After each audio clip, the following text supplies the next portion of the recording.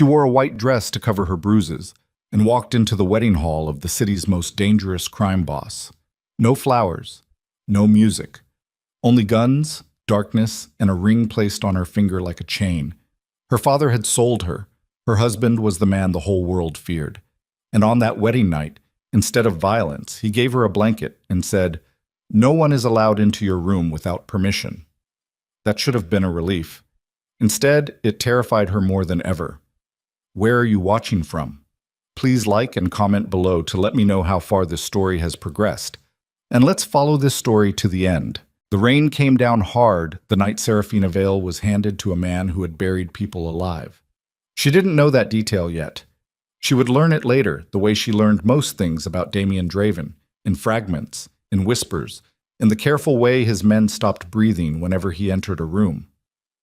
But on that particular Tuesday in November, standing in the back seat of an armored car crawling through harbor traffic, all she knew was what her father had told her 3 days prior while she sat at the kitchen table with a split lip and a cup of tea going cold in her hands. "The war is ending," Lucian Vale had said. "You're how it ends." He'd said it the same way he announced dinner reservations. The Black Cathedral rose above the harbor like something that had always existed and simply waited for the rest of the city to grow up around it. 40 stories of obsidian glass and black steel, no warmth in any window, just the cold blue light of a fortress that had never once pretended to be anything other than what it was. Serafina pressed her fingers together in her lap and counted her own heartbeats the way her childhood therapist had taught her. The therapist her father fired when Serafina was 12 for asking too many questions about the bruises. 1, 2, 3. The car stopped. A man in a black suit opened her door without speaking. He didn't offer his hand. He just stepped back and watched her climb out into the rain, and she felt the weight of that gaze the same way she felt every gaze from men who worked for dangerous people, like a temperature check, like they were measuring how much trouble she might be. She tucked her clutch under her arm and walked toward the entrance. The white silk dress cost $4,000. Her father had selected it. She'd stood in the boutique dressing room for 40 minutes while he and the stylist discussed fabric weight, and she counted the tiles on the floor. The dress was beautiful in the way expensive cages were beautiful. Carefully constructed, structurally sound, designed to hold something that would rather be somewhere else entirely. It also covered her arms completely, which was the only reason she'd agreed to wear it without argument. The lobby of the Black Cathedral smelled like cold marble and cigarette smoke, and something underneath both of those things that she couldn't name. Men stood at every corner in positions that looked casual and weren't. She recognized the posture from the security detail her father kept. That particular stillness of men who were paid to be ready to kill and had been ready for so long it had become their resting state. Nobody spoke to her. She was escorted to the elevator by a woman in a charcoal blazer who gave her name as Mara and offered nothing else. The elevator was mirrored on 3 sides, and Serafina caught her own reflection in all of them and immediately looked away. Her makeup was perfect. Her posture was perfect. She looked like exactly what her father had spent 22 years sculpting her into, a presentable surface over a ruin. The penthouse floor had no hallway. The elevator opened directly into a space that was simultaneously enormous and suffocating, all dark wood and floor-to-ceiling glass overlooking the harbor, and the rain-blurred lights of the city below. Flowers would have looked absurd here. This was not a space that accommodated softness. Damien Draven was standing at the window with his back to her when she entered. He didn't turn around immediately.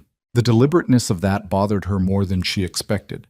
She'd braced for cold eyes and aggression. She hadn't braced for someone who moved at his own pace without explanation and seemed to feel no need to announce himself. When he finally turned, she understood why everyone described him first by his stillness. He was tall in the way that meant nothing to him. Not performed, not aggressive, just architectural. Dark suit, no tie, collar open by one button, a jaw that looked like it had been built to absorb punishment, eyes so pale they registered gray from across the room. He looked at her the way someone looks at a contract, thoroughly, impersonally, without warmth but without cruelty either, and that absence of both things was its own category of disquieting. There were 6 other people in the room. She recognized the man in the corner as Judge Harlan, her father's oldest ally, a man who had dismissed 3 assault charges against people in Lucian Vale's orbit over the past decade. He was sweating through his collar. She found a small private satisfaction in that. The ceremony was handled by a man she didn't know who held a leather-bound registry and kept his chin tucked to his chest throughout. Not a priest, not anything official, just a man with shaking hands and the authority to make this real. And he was afraid of something in this room, and everyone in this room knew exactly what it was. Her father was present. Lucien Vale stood near the wet bar in a navy suit with a pocket square and the expression he wore at fundraising galas, measured benevolence, teeth slightly visible, the performance of a man who was accustomed to cameras even when there were none. He caught her eye across the room and gave her a single, small nod that meant behave, and she felt the familiar cold weight of that nod in her sternum and looked away. The ceremony took 11 minutes. She knew because she watched the clock above the bar the entire time, counting seconds the way she'd counted tiles, the way she'd counted stairs as a child climbing to the floor where her father's study was, the way she counted breaths before things happened that she couldn't stop.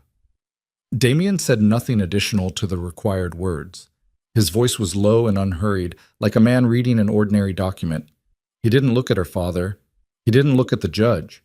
He looked at Serafina for the duration of the ceremony with those pale eyes, and she kept her gaze fixed on his collarbone because she couldn't sustain eye contact, and she absolutely could not look away entirely without her father noticing, and finding that narrow middle ground required most of her concentration.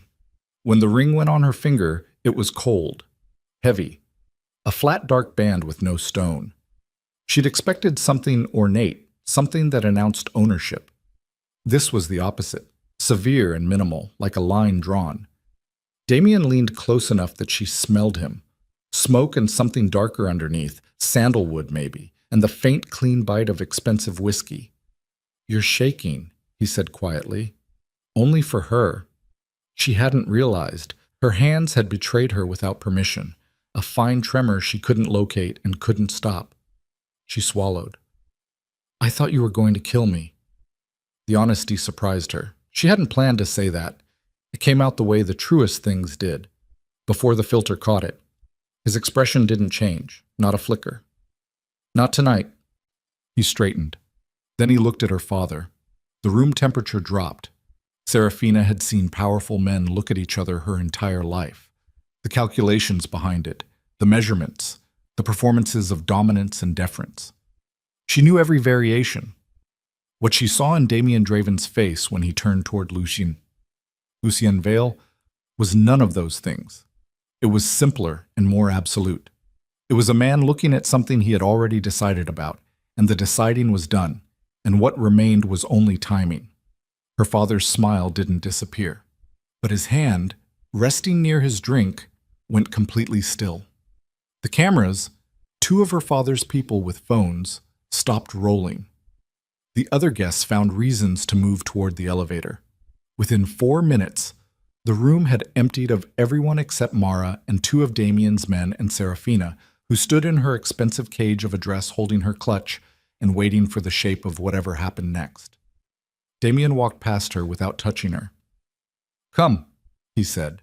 Not unkind, not kind, just a direction, clean and without ornamentation, and she followed it the way she'd followed most directions in her life, because the cost of not following was a thing she already knew the shape of and had no interest in revisiting tonight.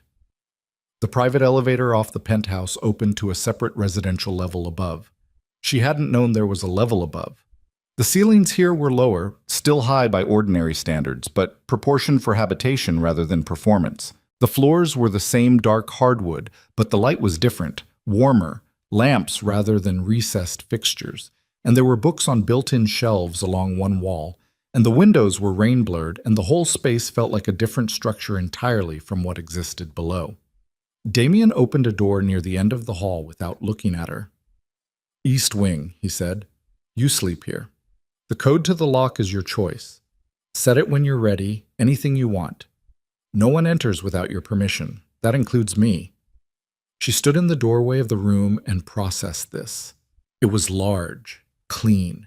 The bed had real pillows and a window seat overlooking the harbor and an absence of anything that felt designed to be watched. There was a bathroom with a door that locked from the inside, and she noticed the lock immediately, and her shoulders moved one small degree downward before she caught herself. "You're not angry," she said. It wasn't a question. She was trying to make sense of the geometry of his behavior and couldn't find the frame. Damien loosened one cufflink. His back was partially to her. "No." "Why not?" "I didn't marry you because I wanted a toy." She waited. "I married you because your father asked for mercy." He set the cufflink on the hallway table. "And because he had something I wanted, and trading for it this way cost less than the alternative." "What did he have?" Damien finally turned and looked at her with those gray eyes, and she had the sensation again of being assessed, not unkindly, not with hunger, but with a thoroughness that missed nothing. "Sleep," he said. "We talk tomorrow." He walked away. She stood in the doorway of the room for a moment after he disappeared, listening to the rain against the glass and the distant sound of the harbor. And then she stepped inside and set her clutch down on the window seat and stood very still in the middle of the floor and breathed. She had survived the night. That should have felt like something. Mostly it felt like the quiet before a different kind of storm. She didn't sleep. She sat in the window seat with her knees pulled up and watched the rain move across the harbor lights and tried to construct a logic for Damien Draven that she could hold on to. Men like him, and she had grown up inside the architecture of men like him, politicians and criminals, and the people who moved between both categories with practiced ease. Men like him operated on an exchange model. Everything was a transaction. Kindness was an investment. Patience was strategy. So what was the transaction here? What did he want that required her cooperation? She was still working the problem at 3 a.m. when she heard footsteps in the hall and went rigid, and then the footsteps passed her door without slowing and continued to the far end of the corridor, and she slowly unclenched her hands from around her own knees and pressed her forehead against the cold glass and let the rain do what rain sometimes did, gave her something external to focus on until the internal became manageable. She'd been doing that since she was 8. The Black Cathedral was different in the daytime, not less imposing, but inhabited in a way the nighttime ceremony hadn't suggested. Staff moving through lower floors on visible schedules. Damien's people cycling through shifts with a professionalism that was almost corporate in its efficiency. She spent most of the first day learning the residential level, mapping exits the way she always mapped spaces, noting which rooms she had visible access to and which ones stayed locked. Damien had a study at the opposite end of the residential wing. The door was open when she passed it mid-morning, and she stopped without planning to. He was on the phone, standing with his back to the door, speaking in a low, flat voice to someone about a shipment schedule. The words themselves were neutral, could have been any kind of goods, any kind of logistics. The tone was the tell. That particular cadence of a man who was accustomed to being disobeyed and was currently explaining, in the most controlled register possible, that this was not a conversation about options. He turned and saw her standing in the doorway. She expected irritation. He just looked at her steadily and held up one finger, a moment, and finished the call. "You need something?" he asked when he set the phone down. "I need to know what I'm allowed to do," she said. "In this building, I need the parameters." He looked at her for a moment, and she couldn't tell if the pause was calculation or something else. "You're not a prisoner," he said. "Everyone in this building has a gun." "Yes?" "And most of them work for you." "All of them work for me." "Then I need to understand what that means for me specifically," she said. "I need to know the rules. I function better with rules." She didn't mean to say that last part. It was the kind of true thing that exposed too much. Her father's house had operated on rules so arbitrary and shifting that she'd spent 2 decades in a state of permanent calibration, always measuring, always adjusting, always trying to anticipate the next correction. Structure was the thing she was most afraid of and most unable to function without. Damien studied her face with that particular attention of his. "The building's security is mine to manage," he said. "Your movements are your own. You want to leave? Tell Mara, take 2 men with you. Not because I'm restricting you, because the city isn't safe for people in your position right now. Your father made enemies on his way to making this deal, and some of them don't know or care about the terms." "My father makes enemies constantly," she said. "That's not new." "These enemies are new," Damien said. "The situation is new." He held her gaze. I'll explain more when I know more. For now, eat breakfast. You haven't eaten. How do you know that? Because you've been up since before 4 and you've walked past the kitchen 3 times. She hadn't realized he tracked that kind of detail. She should have. A man who ran what he ran without surveillance vulnerabilities tracked everything. Are you always watching? She asked. I'm always aware, he said. It's not the same thing. She left without responding, but she went to the kitchen and ate. It was the painting that started it. She'd always painted. Charcoal, mostly. There was something about the pressure of it, the way you could drag it and smear it and create depth through accumulation rather than precision, that suited the way she processed things. Her father had considered it a tolerable eccentricity as long as she kept it out of sight.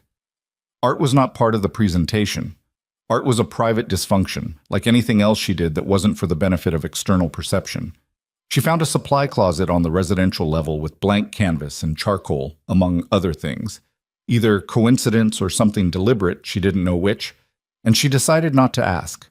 She took what she needed and set up at the window seat in her room and worked. The first drawing was the harbor. The second was Mara. The third, without meaning to, was Damien. Not his face, exactly. She wasn't looking at him from close enough range to render his face accurately. Just his proportions, the architecture of how he stood, the way space organized itself around him. She worked on it for 2 hours, and when she looked at what she'd made, she sat with it for a long moment. He looked like what he was, enormous and still and somehow contained, all that potential for violence held inside a very deliberate silence. He also, she realized, looked tired, not in the body, in the way certain people carry something behind their eyes that doesn't have a name, but registers as weight, as the accumulated cost of a great many decisions that couldn't be unmade. She recognized it because she wore the same thing. He found her at it 4 nights later. She was at the window seat after midnight, working on something different. A woman she'd known briefly at university 3 years ago, before her father decided education was running too long and called her home. And she heard him in the doorway and didn't startle, which was notable. She'd been startling at doorways her entire adult life. Can't sleep, she said, without looking up. No. He leaned against the frame. He was in dark pants and a gray shirt with the sleeves pushed up, and he looked less assembled than he did during the day, which she filed without processing. He looked at the drawings on the floor beside her. The harbor. Mara. His own outline. He picked up the last one. She kept drawing. You make me look human, he said. The inflection was strange. Not dismissive. Something closer to surprised. Maybe you are, she said. He set the drawing down carefully. She heard him in the doorway for another moment, and then he walked away and she listened to the sound of his footsteps recede down the hall, and she put down the charcoal and pressed her fingers together in her lap and sat with the feeling that something had shifted by a very small but irrevocable degree. 3 weeks into the marriage, she found the files, not through snooping. Mara left a folder on the kitchen counter by accident, or not by accident. She still didn't fully understand Mara's loyalties, which ran somewhere alongside Damien's interests in a way that wasn't simple obedience. And when Serafina opened it, expecting building schedules, she found financial records, donation records, transfers in the low millions directed to a network of residential facilities, shelters, the header language said, transitional housing, legal support funds. The facilities were named plainly, without the kind of branding that existed to generate publicity. These were not donations made for photographs. She went through 15 pages before she heard Damien's voice behind her. Those aren't yours. She turned. He was standing in the kitchen doorway in his jacket, which meant he'd just come in. You fund these, she said. He looked at the folder. Something moved across his face that she couldn't categorize. Mara shouldn't have left those out. You fund shelters for trafficked girls. She kept her voice steady. Personally. Not through a foundation, not through a company. These are your direct accounts. Serafina.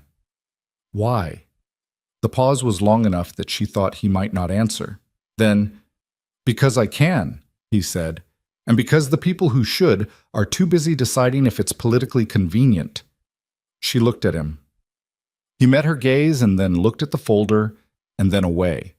which was the closest thing to discomfort she'd ever seen from him. She put the folder down. She didn't say anything else about it. But that night, instead of working at the window seat alone, she sat at the kitchen table with her charcoal while Damien worked through documents at the other end, and neither of them spoke for 2 hours. And it was the first time in as long as she could remember that silence felt like something she'd chosen rather than something imposed on her. She made a mistake on a Thursday in December. She'd been reaching for something on the high shelf in the supply closet. She still didn't know who stocked it. It replenished itself like a question she'd stopped asking. And she stretched too far and the sleeve of her sweater rode up to her elbow. And she was alone, so it didn't matter. But when she came out of the closet, Damien was standing in the hall, and he was looking at her arm. She pulled the sleeve down. His face was entirely still. "What happened?" he said. "Nothing." The word came out practiced and smooth, the way it had been smoothed by repetition. "I caught it on the shelf." He said nothing for a long moment. "Serafina." "I caught it on the shelf," she said again, steadier. Looking at him directly, which was a skill she'd developed specifically for moments like this, the necessary performance of someone with nothing to hide. He stepped back. He let her pass. But she felt him watching her down the hallway, and she turned the corner and leaned against the wall with her eyes closed and breathed through her nose and told herself it was fine. It was fine. He didn't know. Nobody knew. It was... Her sleeve had ridden up too far. She hadn't caught it in time.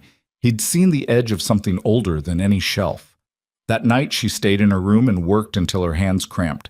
And somewhere around 2 a.m, she heard his footsteps stop outside her door and then continue after a moment. And she pressed her charcoal down too hard and snapped it, and sat in the dark with the broken pieces in her palm and stared at the harbor lights and did not sleep.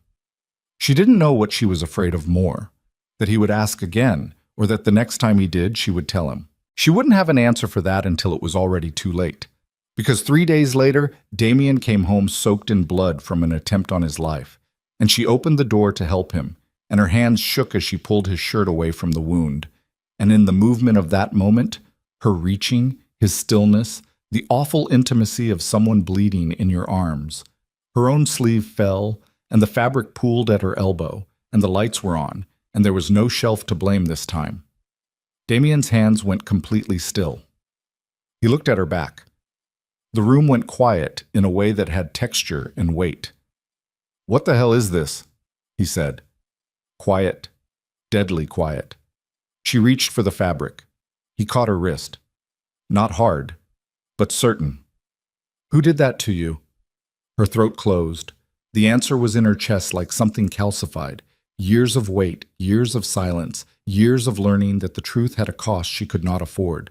She felt the shape of it behind her ribs. "Please don't ask me that," she whispered. Serafina. The way he said her name, she didn't know how to describe it. Not soft, not demanding, just present. Just a sound that meant I'm here and I'm not leaving and you can stop carrying this alone. She felt something crack open. "My father," she said. The words came out barely above a breath, but they landed in the room like a detonation. Damien's hands, still wrapped around her wrist, became very, very still. And in the silence that followed, in the gray-lit November room 40 stories above the harbor, Serafina Vale watched something change in the face of the man she had married in terror. Watched the stillness harden into something that was no longer restraint, no longer patience, no longer the careful management of a man who had chosen discipline over destruction. And she understood, in the cold clarity of that moment, that she had just told the most dangerous man in the city the one thing that would make him impossible to stop. Damien didn't move for a long time. He was still crouched in front of her, still holding her wrist in that careful grip that was somehow simultaneously the gentlest and most dangerous thing she had ever felt. And the wound in his side was still bleeding through the compressed cloth she'd pressed against it, and none of that seemed to matter to him anymore.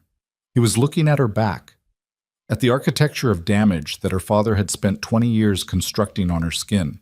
She felt exposed in a way that had nothing to do with the fabric. "Look at me," he said. She didn't want to. Looking at him right now meant seeing whatever was happening in his face, and she'd spent her whole life learning to read rooms by peripheral vision and sound and the specific quality of silence, and the silence in this room had a shape she recognized and feared. She'd heard that silence before, in her father's study, in the hallway outside her bedroom door, and in the back seat of cars driven by men who worked for people who wanted things from her. But this was different. She looked at him. His face was a controlled demolition. Whatever was happening behind those gray eyes was enormous, and it was restrained, held back by a structure of will that she could almost see the seams of, and the restraint itself was more frightening than the rage would have been, because rage she knew how to navigate. Rage had a pattern. This was something else, something cold and methodical and permanent. "How long?" he said. Not what happened, not are you okay, just the most essential question stripped to bone. "I don't remember a time before it," she said. The seams showed. Just for a second, a single second where his jaw tightened and something moved across his face like a weather system, massive and fast. And then it was gone and the stillness was back. But she'd seen it. She'd have to think about what she'd seen later, when she had the capacity to think about anything at all. He released her wrists slowly. He stood. She watched him walk to the window and stand with his back to her, and she watched his hands open and close at his sides once, twice, and then go still. Outside, the harbor lights smeared across rain-wet glass. The city below had no idea. The city below was doing what cities did, eating, sleeping, conducting its small transactions of love and cruelty without knowledge of the 40-story room above it, where two people who barely knew each other were renegotiating the terms of everything. "I need you to tell me what happened at the bridge," she said finally. Because she needed to bring them back to something manageable, something that had a task embedded in it. He was bleeding. That was still real. He didn't turn around. "It was handled." "You're still losing blood." "I said it was handled." "Damien." His name felt strange in her mouth. She'd barely used it in 3 weeks. "Let me finish what I started, or that wound is going to need more than I can do here." A pause. He turned from the window and walked back to the kitchen table and sat down without another word, and she understood that this was the closest he was capable of coming to compliance. She picked up the cloth and the kit Mara had shown her 2 weeks ago. She'd wondered at the time why Mara had shown her, and understood now that Mara showed her things with purpose, and she worked on the wound in silence with hands that had mostly stopped shaking. He watched her face while she worked. She felt it, but didn't look up. "Why didn't you tell me?" he said. "We've been married 3 weeks. "That's not an answer. It's the only one I have." She pressed a closure strip flat and smoothed it with her thumb. "I don't know you. I didn't know what you'd do with it." "And now?" She finally looked up. "And now it's too late to choose differently," she said. "So here we are." He held her gaze. "Here we are," he agreed. She taped the last closure and sat back and looked at her own hands in her lap and thought, "You just handed a man who buries people alive a reason to bury your father." She thought about whether she had feelings about that. She examined the place where the feelings should have been and found something complicated and unresolved that she didn't have the language for yet. Damien picked up his phone off the table. "Not tonight," she said. He looked at her. "Whatever you're about to do," she said. "Not tonight. Please." His thumb hovered over the screen. She met his eyes and held them, which cost her something, and he saw it cost her, and she watched him weigh things she couldn't fully see. He set the phone face down on the table. "Tonight," he said. She breathed. "Thank you." He said nothing, but he stayed at the table while she cleaned up the kit, and he didn't pick the phone up again, and eventually Mara appeared in the doorway with the particular expression of someone who'd assessed a situation from just outside it and was choosing not to comment. And Serafina excused herself and went to her room and sat in the window seat for a long time, watching the rain and turning the ring on her finger and thinking about the specific weight of things that couldn't be unsaid. He made the calls in the morning. She heard the cadence of it through the wall.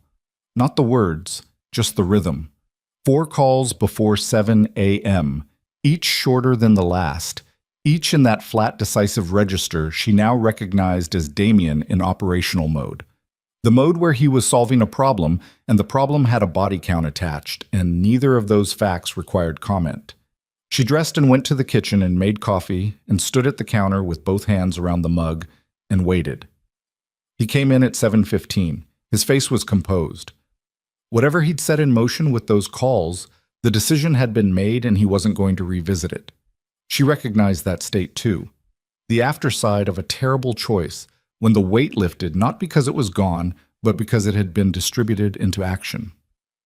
"What did you do?" she said. "Research." He poured coffee. "Nothing else yet?" "Yet." He looked at her over the rim of his mug. "I need information before I move. That's how this works." "That's how all of it works with you, isn't it?" She kept her voice level. "You gather first. You decide. Then you act and it's done and no one can argue because the decision's already been executed. It's kept me alive. It kept you functional," she said. "That's not the same thing." He set his mug down. She felt the shift in the room and wondered if she'd gone too far, and then decided she was done calibrating her honesty to the comfort levels of men, regardless of who they were. "What do you want me to do?" he said. "Tell me specifically. What outcome do you want from this?" "I want you to tell me what you found before you decide anything." He studied her.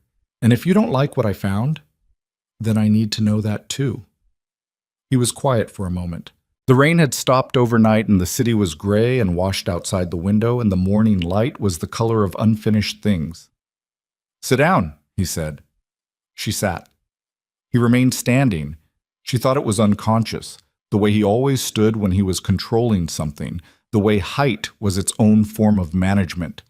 And he told her what 3 phone calls and a network of people who owed him things had produced in 12 hours. It was worse than she'd known. She'd known about the beatings, of course. She'd lived them. But she hadn't known about the documentation, the files her father had constructed over the years to discredit her in advance. Medical records from a doctor on Lucien's payroll diagnosing her with a psychiatric condition at age 15. Emails between her father and 2 of his senior advisors describing her as unstable and a liability, and in one thread from 2 years ago, discussing the disposal problem in language that could have meant many things, and in context meant only one. She sat with that for a long moment. Disposal problem. "He wanted you to kill me," she said. Damien's expression didn't change. "The marriage was designed to end one way. He thought you'd get rid of me eventually. Take whatever he was offering, and then remove the witness." "Yes." She put her coffee mug down because her hands had gone strange. Not trembling, just distant, disconnected from her body, which was a sensation she recognized from very bad nights in her father's house. "What was he offering?" she said. "Access, connections. 12 senators, 4 federal judges, the commissioner of the Harbor Authority." He paused. "And a real estate portfolio that would have given me legitimate cover for most of my operations for the next decade. He sold me for real estate. He sold you for political infrastructure." Damien sat down across from her, which was unusual. He almost never chose to sit. The real estate was incidental. She looked at the table surface. There was a scratch in the wood near the edge, something small and old, and she focused on it with the same precision she'd focused on tiles and stairs and clock faces throughout her life. "My entire life," she said, "I have been inside the calculation." "Yes." "And the calculation was always—" She stopped, restarted. "He never once made a decision that factored me in as a person." "No?" "Just as a variable." "Yes." She looked up. "What are you going to do?" Damien held her gaze. "What I do with people who hurt mine." The word mine landed in a complicated place. Not possessive, or not only possessive, something with more dimensions than ownership. "I'm not asking you to destroy him for me," she said. "I know. I'm asking you, Paul." She stopped again. What was she asking? She was asking him not to become something worse in the process. She was asking him to stay legible to her because she'd built a fragile architecture of trust around the man who had said no one enters without your permission, and she did not have the reserves to start over. She was asking him something she didn't have words for yet. "I need you to be careful," she said, "about what this does to you." He looked at her for a long moment. "That's not what I expected you to say." "What did you expect?" "Stop." He said it flatly. "Or let me handle it my way." That's usually what people say. I'm not people, she said, and I'm not asking you to stop. He sat with that. Then what? I'm asking you to still be recognizable when it's over. Mara found her in the supply closet an hour later. Serafina was standing in front of the shelves, not taking anything, just standing in the small contained space with the door mostly closed and the light off, which was something she had done as a child in the linen cupboard on the second floor of her father's house, the only space in that building where the air didn't carry the anticipation of consequences. Mara didn't comment. She stood in the doorway with her arms folded and waited. How long have you worked for him? Serafina asked. 11 years. Since before. Since before most things, Mara said. Serafina turned around. In the dim light from the hallway, she could see Mara's face clearly. The economy of it, the way she'd trained herself to offer information in controlled portions. Another person who had learned to live inside someone else's operational framework. Is he going to be all right? Serafina said. Mara was quiet for a moment. He's never gone to war for a personal reason before, she said finally. Every other time it's been strategic, business, enforcement. She paused. This is different. Different how? Different like I've seen him in a room with men who owed him money and watched him make decisions in 30 seconds that would take most people a week to justify. Mara met her gaze. I've never seen him hesitate. He hesitated last night because of what you asked him. That should be a good thing. It is, Mara said. It's also a vulnerability. And the people who want him dead are currently trying to figure out where his vulnerabilities are. Serafina processed that. They'll figure it out, she said. They will. When? Mara looked at her with something that might have been apology if Mara had been the type. It's already started. She found out what started meant the following afternoon. Damien was in a meeting she wasn't included in. She'd learned to recognize the particular density of bodies and low voices that meant this floor is not for you right now. And she was in her room working when she heard raised voices from the level below. Not raised like anger, raised like urgency, which was different and worse. She went to the door and opened it. Mara was in the hallway, moving fast. Stay in your room, Mara said without slowing. What happened? Room, now. Serafina watched her go and then went back inside and stood at the window and watched the harbor and waited with her heartbeat doing its old familiar inventory of possibilities, cataloging threats the way it had learned to do in the house where she grew up, running assessments of which doors led where and which windows could be opened from the inside. 12 minutes later, Damien appeared in her doorway. He was in his jacket. He had his phone in one hand. His face was the controlled demolition again, but closer to the surface this time. Your father called a press conference, he said. She turned from the window. 2 hours ago, Damien continued, he announced a federal investigation into organized crime activity in the Harbor District. He named me specifically. He paused. He also announced that his daughter had been coerced into a fraudulent marriage under duress, and that he intends to pursue annulment and criminal charges on her behalf. The room was quiet. Serafina heard her own breathing, in and out, even, the way she'd trained it. He's using me as the shield, she said. He's making himself the victim's father, Damien said. It puts him in front of the investigation. It makes any action I take against him look like retaliation against someone protecting a vulnerable woman. Brilliant, she said, and she hated that it was. She hated that her father's mind worked in a way she could admire even while it was being used to dismantle her. There's more, Damien said. She braced.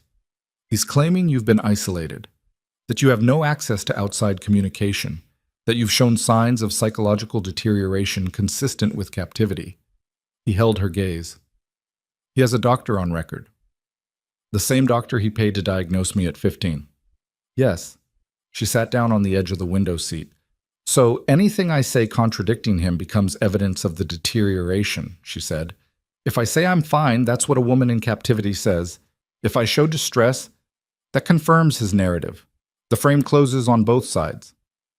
You understand how this works. I grew up watching him build frames around people. She pressed her hands flat on her thighs. He did it to my mother. He did it to his first chief of staff. He's been doing it to me my whole life. I just never watched him do it from the outside before. Damien was quiet. What do you want to do? He asked. The question surprised her. The genuine quality of it, not a briefing, not a notification, but an actual opening toward her decision. What are my options? She said. You can speak publicly, counter his narrative directly.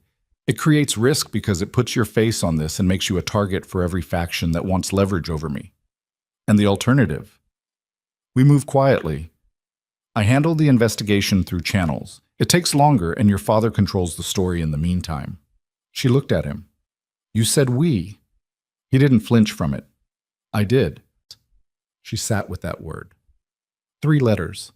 The most complicated architecture she'd encountered in 30 years of living inside other people's plans. There's a third option, she said. Tell me. I talked to the federal investigator directly, not publicly, not through your channels.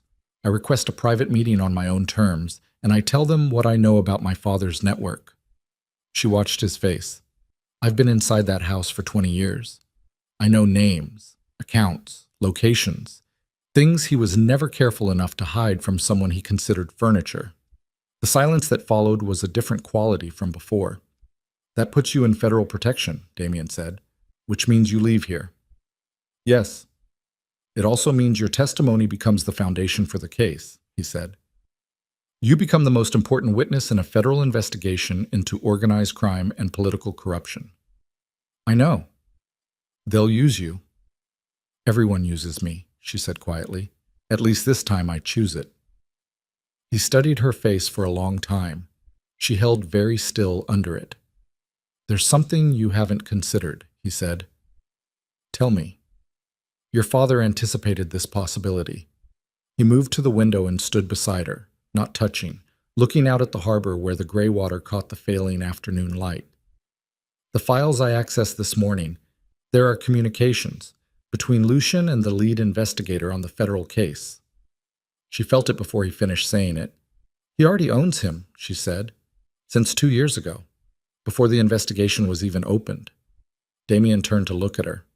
Your father didn't react to the investigation. He built it. It was designed from the beginning as a mechanism, a way to move against me when he needed to, using federal apparatus he already controlled. The scale of it settled into her chest like cold water. He built the investigation against you as an exit strategy, she said, in case the marriage didn't end the way he planned, in case I became a problem rather than a solution, which you became the moment you... She stopped. The moment I didn't kill you, Damien said. She looked at him. He's been watching, she said. He's been watching since the ceremony. He saw you give me the room, the lock, the... She pressed her fingers to her mouth for a moment. He saw us at the window that night. Probably. He knew before I did, she said, that something was changing. Damien's jaw tightened. He's not patient, Serafina said. He moves when he's afraid. That press conference today wasn't strategy. It was panic. He's scared of what you'll do now that you know. He should be. Which means he's not going to wait, she said. Whatever he's planning next, the investigation, the charges, whatever else, it's already in motion. Today wasn't the announcement. It was the trigger. The word landed in the room and sat there. Damien picked up his phone. This time she didn't ask him to wait. She watched him make the call. 4 words in a low, flat voice, a name and a location and a time frame, the kind of call that sounded like logistics and was, and she watched his face while he made it and thought about what she'd said to him the night before.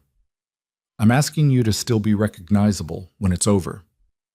She thought about whether she had the right to ask that, whether recognizable was something either of them would be on the other side of whatever this had already become. She thought about her father in a room somewhere building frames around them both, moving his pieces across a board he'd designed, confident in the outcome because he had always been confident in outcomes, and the outcomes had always, eventually, arranged themselves to his satisfaction.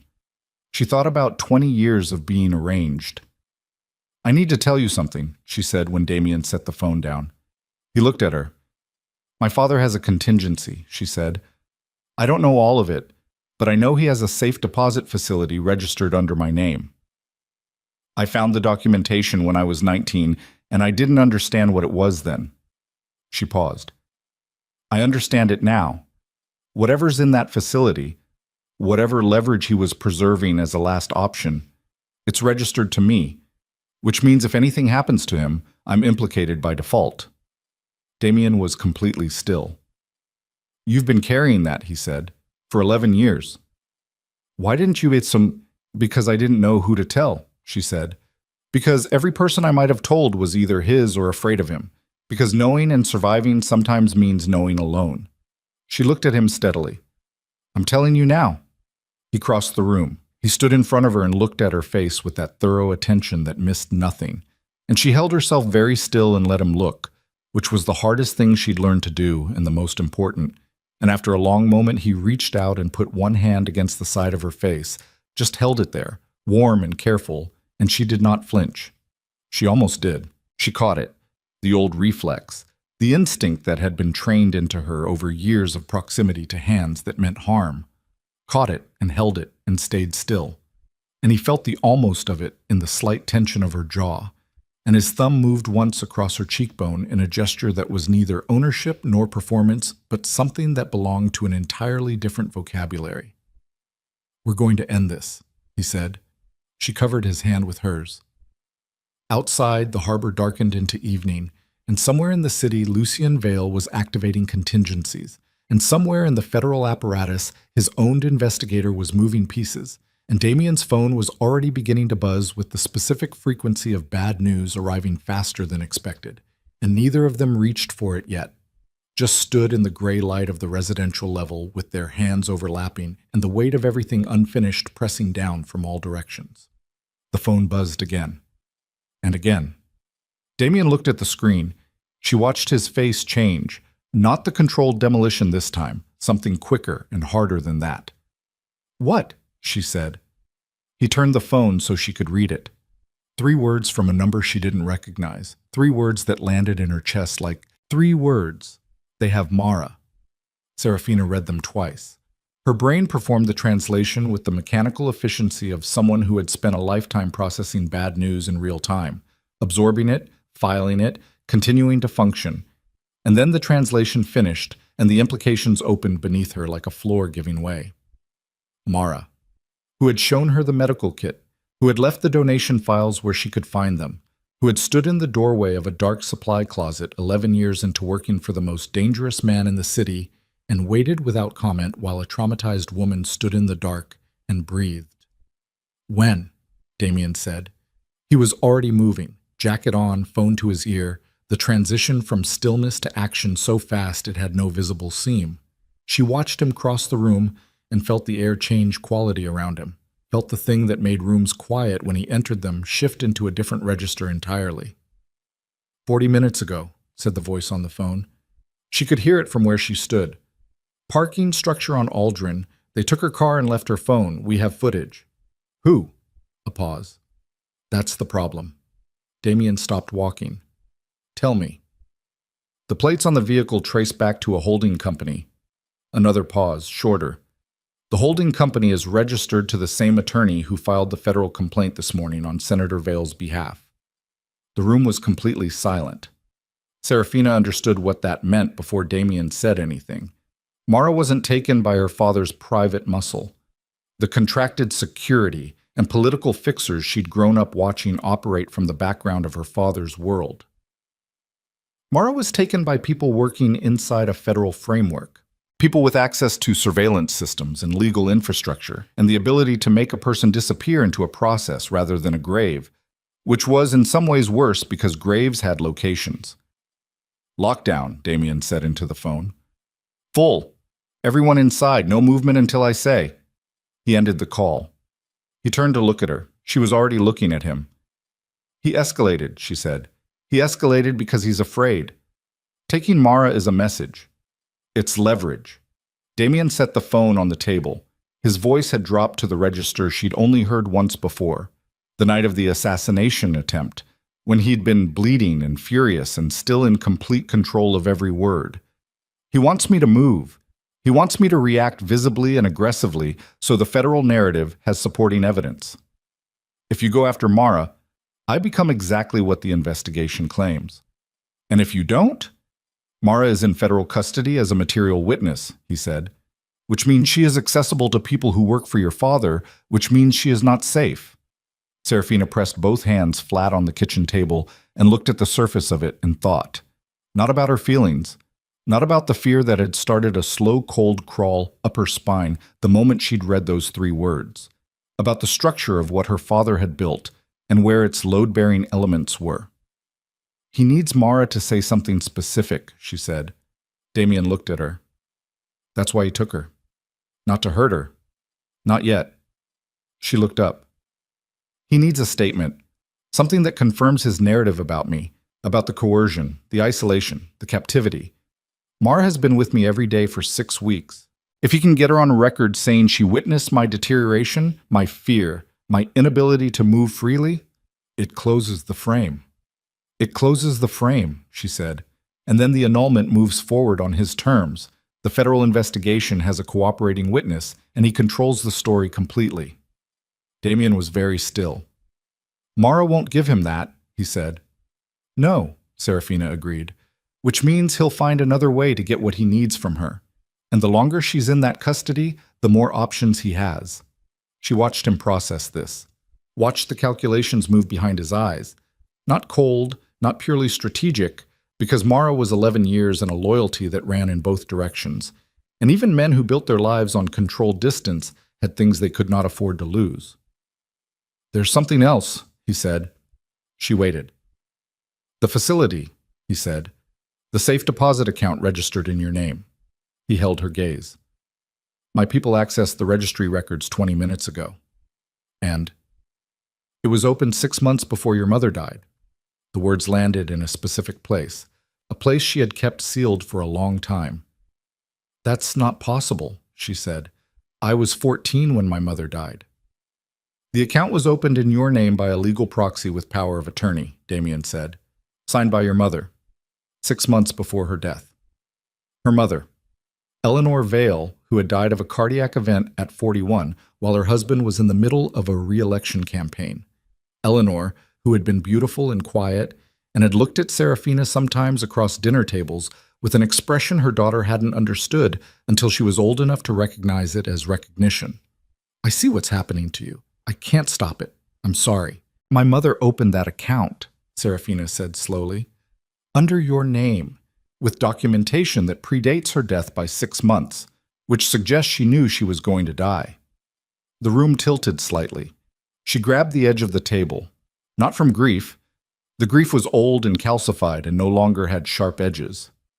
From the sudden disorienting weight of a truth arriving 20 years late, enormous and irreversible and changing the shape of everything she'd believed about her own history.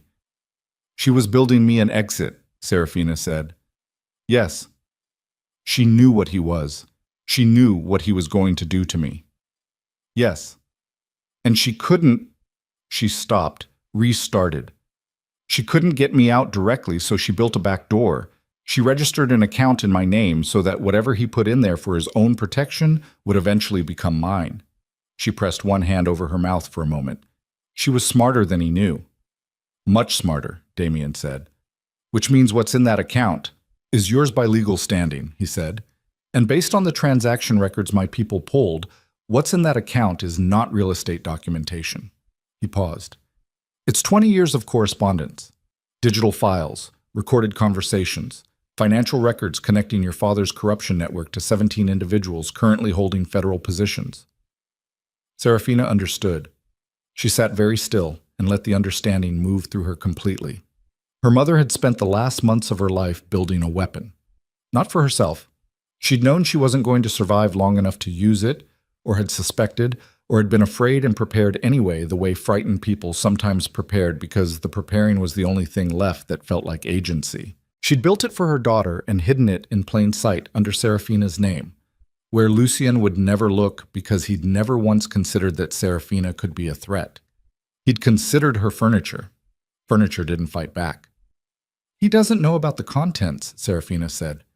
No, he knows the account exists because he's been using it as a liability. He thinks whatever's in there is his documentation, his insurance. He doesn't know your mother replaced it. When did she replace it? 3 weeks before she died.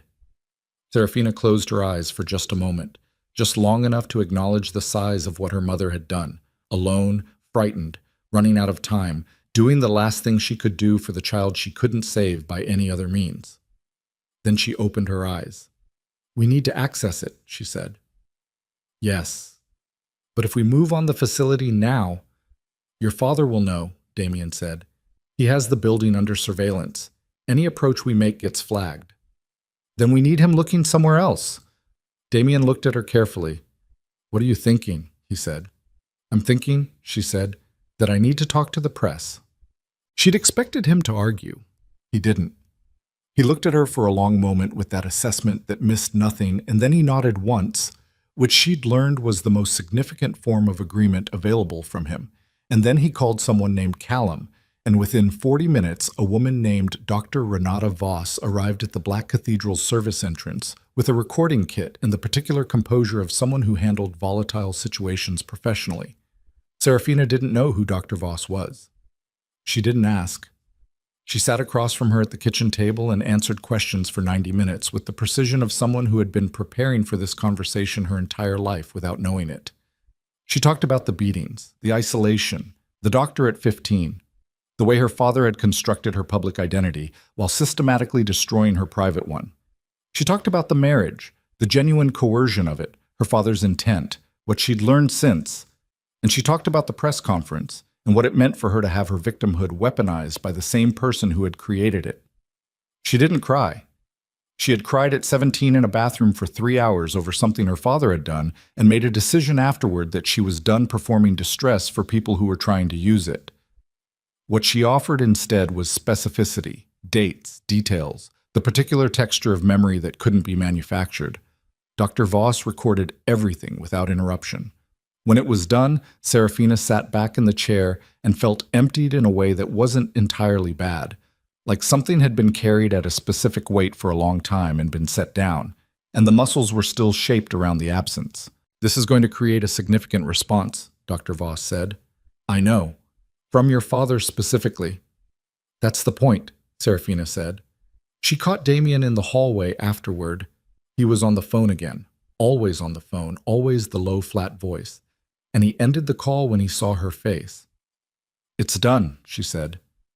"It goes public at 6 a.m., he said. "By 6:15, Lucien's people will be managing the fallout. And in that window, we move on the facility," he said. "Yes." She nodded. "Get some sleep," he said. She almost laughed.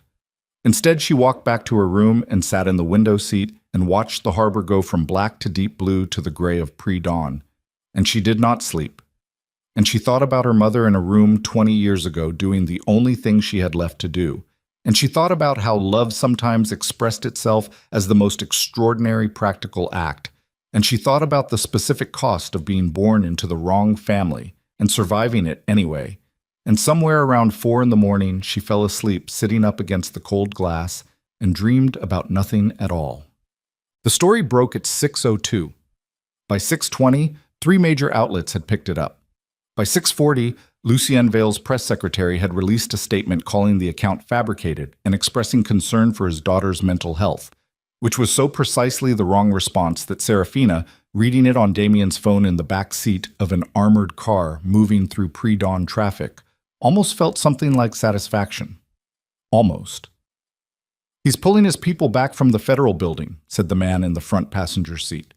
One of Damien's, name unknown to her, face professionally blank. "Redirecting to the communications team." "How long does that give us?" Damien said. "Maybe 2 hours before he figures out it's a diversion." Damien looked at Serafina. She looked back at him. 2 hours. The facility was a mid-rise commercial building in the financial district, the kind of building designed to be invisible, no signage, a service front that looked like a dozen other service fronts.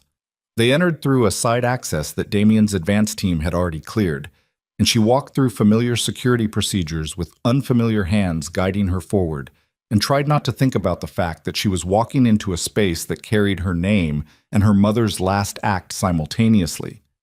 The deposit vault was on the 4th floor. Her biometrics opened it, eye scan, and a handprint registered 2 decades ago and never revoked because her father had never imagined a scenario where this became a problem. The vault was smaller than she'd expected, a single reinforced drawer, roughly the size of a shoebox. She pulled it open. A drive. 3 physical folders. A sealed envelope with her name on it in handwriting she recognized from birthday cards and grocery lists, and the backs of photographs, or her mother's handwriting, careful and slightly left-leaning, preserved perfectly. She picked up the envelope. Her name. Just that. Serafina. In her mother's hand. She did not open it here. She put it in her jacket pocket against her ribs where she could feel the slight pressure of it, and she picked up the drive and the folders and put them in the bag Damien's man held open, and she did not let herself think about anything except the next step. "We're clear," Damien said quietly beside her. She nodded. They were not clear. She understood that 3 minutes later, on the way back to the elevator, when the advance man's earpiece crackled with something that made him stop moving and put his hand up. Everyone stopped. "Talk to me," Damien said. "Building security just went offline," the advance man said. "All 4 cameras on this floor, simultaneously." Damien turned. She turned with him. At the far end of the corridor, 2 men in dark suits appeared from the stairwell door. Not her father's contracted security. She knew that profile, had grown up watching those men move. These were different. Younger, more technically precise in their positioning, wearing the specific kind of unremarkable that only came from training. Federal. "Don't move," said the one on the left. He had a badge out. "Ms. Vale, you need to come with us." "This is a voluntary access of a legally registered personal account," Damien said. His voice was its flattest, most controlled register, the one that cost him the most to maintain. "This facility is currently under federal seal as part of an active investigation," said the agent. "The contents of account 7741-5 have been designated as evidence."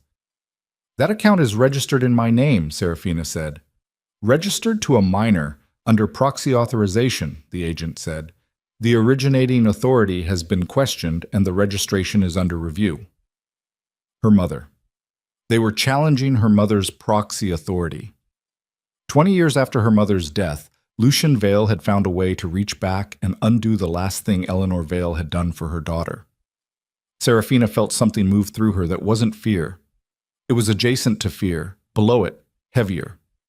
The particular weight of a person who has been outmaneuvered at the most fundamental level, not just strategically, not just in terms of plan and counterplan, but genealogically. Her father had found a way to weaponize her own origin. "We're leaving," Damien said. "Sir." "You do not have a warrant for her person," Damien said. "You have a facility seal which applies to the contents of the vault. The contents are subject to legal dispute which will be resolved through counsel. We are leaving." The agents looked at each other. The calculation was visible. They hadn't expected this particular pushback in this particular form. They'd expected either compliance or aggression, and Damien was offering neither. He was offering the most dangerous thing possible, precision. They stepped aside. She walked past them with the bag over her shoulder and her heartbeat doing its inventory, and Damien's hand briefly at the small of her back. Not gripping, just present, a degree of pressure that meant, "I'm here, keep moving." And they took the elevator down in silence and got back into the armored car, and the doors closed. "They'll report it," Damien said. "I know. Well, your father will know we accessed it." "He'll know the bag exists," she said. "He doesn't know what's in it." She pressed her hand against her ribs where the envelope sat. "He thinks he replaced her documentation with his.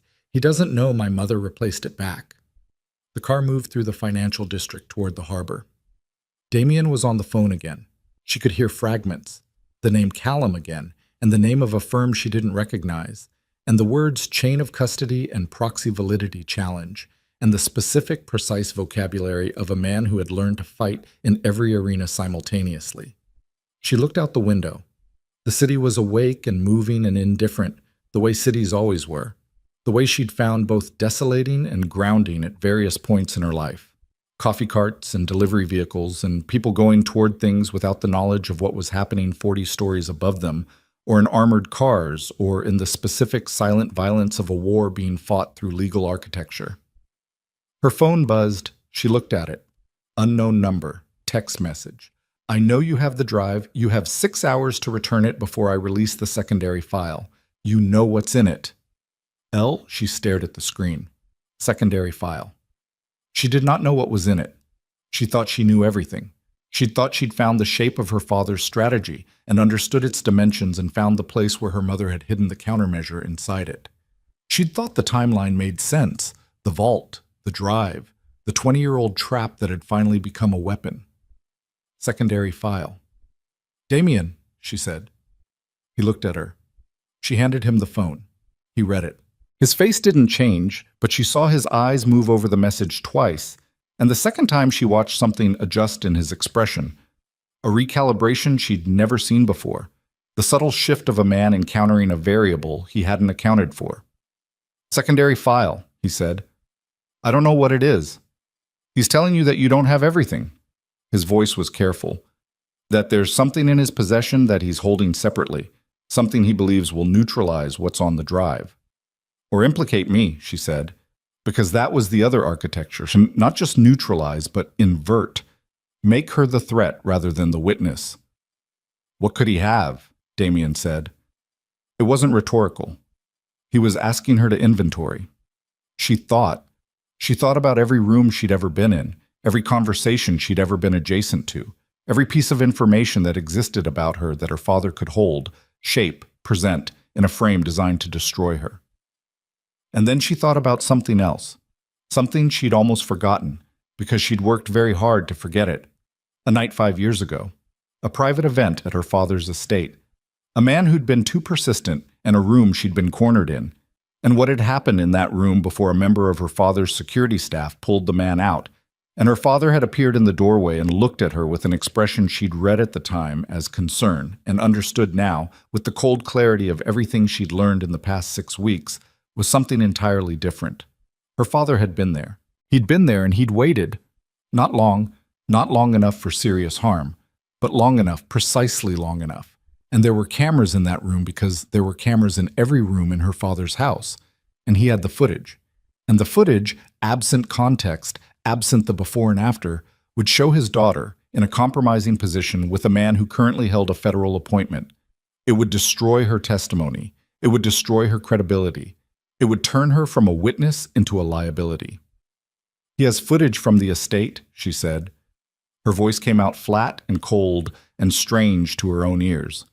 From 5 years ago, there was an incident, She stopped, organized herself.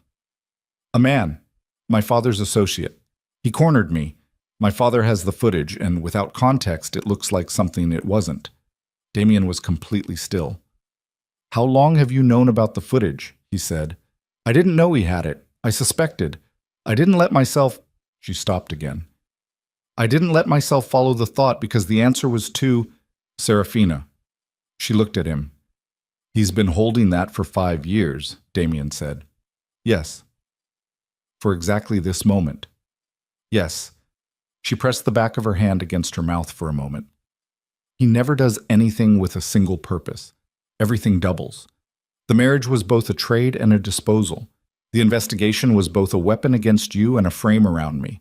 The footage was both leverage to keep me compliant and insurance against exactly this.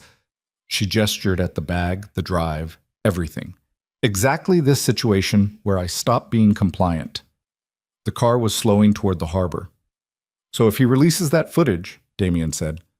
My testimony is worthless, she said. Worse than worthless. He'll build a narrative around it. His troubled daughter, her history of instability, the fabricated account she gave under the influence of a man who isolated and manipulated her. She heard her own voice fraying at the edges and stopped it. Breathed through her nose, continued. Everything I said this morning becomes evidence of deterioration rather than truth. The car stopped. Outside the armored glass, the harbor was gray and enormous and indifferent. 6 hours. She had 6 hours before her father released the footage, and every word she'd spoken into Dr. Voss's recorder became ammunition against her. She turned to look at Damien and found him already looking at her, and the expression on his face was unlike anything she'd cataloged from him in 6 weeks of studying his face with the attention of someone whose survival had always depended on reading the room correctly. It wasn't rage. It wasn't calculation. It was the particular expression of a man who has identified something he cannot fix and is standing in the gap anyway. "Tell me what you need," he said. She opened her mouth. And then the driver's voice came through the partition, very quietly, with the specific evenness of a man delivering information he knew was going to change the temperature of the vehicle. "Sir, the federal team from the facility. They didn't file a report." Damien turned. "What do you mean they didn't file a report?" "There's no record of the intercept in any federal system. The agents who approached you in that building, their badge numbers don't correspond to any active personnel in the investigations task force." A pause. "They weren't federal agents." The silence in the car had a new quality. "They were your father's people," Damien said quietly. Not to Serafina, to himself. "Performing federal authority," she said, "to find out if you had the drive." He turned back to her, and now the expression was the one she recognized, cold and precise and already 3 steps ahead. "They weren't there to stop you from taking it. They were there to confirm you had it." "So he knows." "He knew before you got back in the car." She sat with that. 6 hours. A drive that was now confirmed in her possession. Footage that could destroy her testimony. A woman named Mara somewhere in a building her father controlled, being asked to say things that weren't true by people who had the resources to make not saying very uncomfortable. And somewhere below all of it, in the bottom register of everything she'd learned and survived and built and broken and rebuilt across 30 years of living inside the wrong family, something that felt like the last remaining wall coming down. She reached into the bag. She took out the drive. She turned it over in her hands. 20 years of her mother's work. 20 years of carefully assembled evidence, hidden in plain sight, waiting for a daughter who hadn't known it existed, built by a woman who'd understood that the only way out was through and had not lived long enough to take it herself. Serafina looked at Damien. "I know what we have to do," she said. "Tell me." "We can't run from the footage," she said. "He'll release it regardless of what we do with the drive. The footage exists and it will be used, and there's nothing that makes it not exist." She paused. "So we don't try to stop the release." Damien waited. "We release the drive first," she said. "Everything on it. Not to one outlet, not to one investigator. To everyone, simultaneously, before he can build the frame. We flood the zone with my mother's documentation so completely that by the time his footage surfaces, the context is already established." She looked at him. "My mother built a weapon. I need to fire it before he can take it out of my hands." The harbor outside was gray and flat and enormous. Damien looked at her for a long moment. "If we do this," he said, "there is no version of the next 24 hours that doesn't become completely unpredictable. I know. People will move against us from every direction. I know. Mara is still—" "I know," she said. Her voice cracked, just slightly, on the last word, and she let it. "I know. And I'm telling you we do it anyway, because my father has spent 20 years building a world where I have no good options, and I am done waiting for a good option to appear." She held the drive in both hands. "This is the option we have. This is the one my mother left us." Damien looked at the drive in her hands. Then he looked at her face. Then he picked up his phone and called Callum and said, "We're accelerating. Prepare the distribution protocol. Everything goes out at once." A pause. "Yes, now." He ended the call. He looked at her. 6 hours, she said. "Less," he said. "Once this starts, your father will know within the first 20 minutes. He'll release the footage immediately and move everything else he has. Then we need Mara out before that." "Working on it." "Damien." She waited until he held her gaze. "If something goes wrong, nothing's going to—" "If something goes wrong," she said again, steadier. "The envelope in my pocket is addressed to me, but it's not for me. My mother wrote it for whoever ended up standing here. I need you to read it if I can't." She reached into her jacket and held it out to him. She was smarter than both of us. Whatever she wrote, it matters. He took the envelope. He held it carefully, the way he'd held her charcoal drawing of him weeks ago, like something that deserved to be handled without damage. "Nothing's going to go wrong," he said. She almost believed him, And then his phone rang with a number she recognized. Her father's private line, the one she'd memorized as a child the way children memorize things they feared. The one that had called her to account in 100 different rooms over 2 decades of being managed and corrected and erased. And the sound of it in this car, in this morning, with the drive in her hands and the harbor outside, and the weight of everything already in motion pressing down from every direction, felt like... Damien answered on the second ring. He put it on speaker without being asked, which she understood was for her, so she could hear, so she wasn't managed out of the room the way she'd been managed out of every room her entire life. She looked at the phone in his hand and breathed through her nose and waited.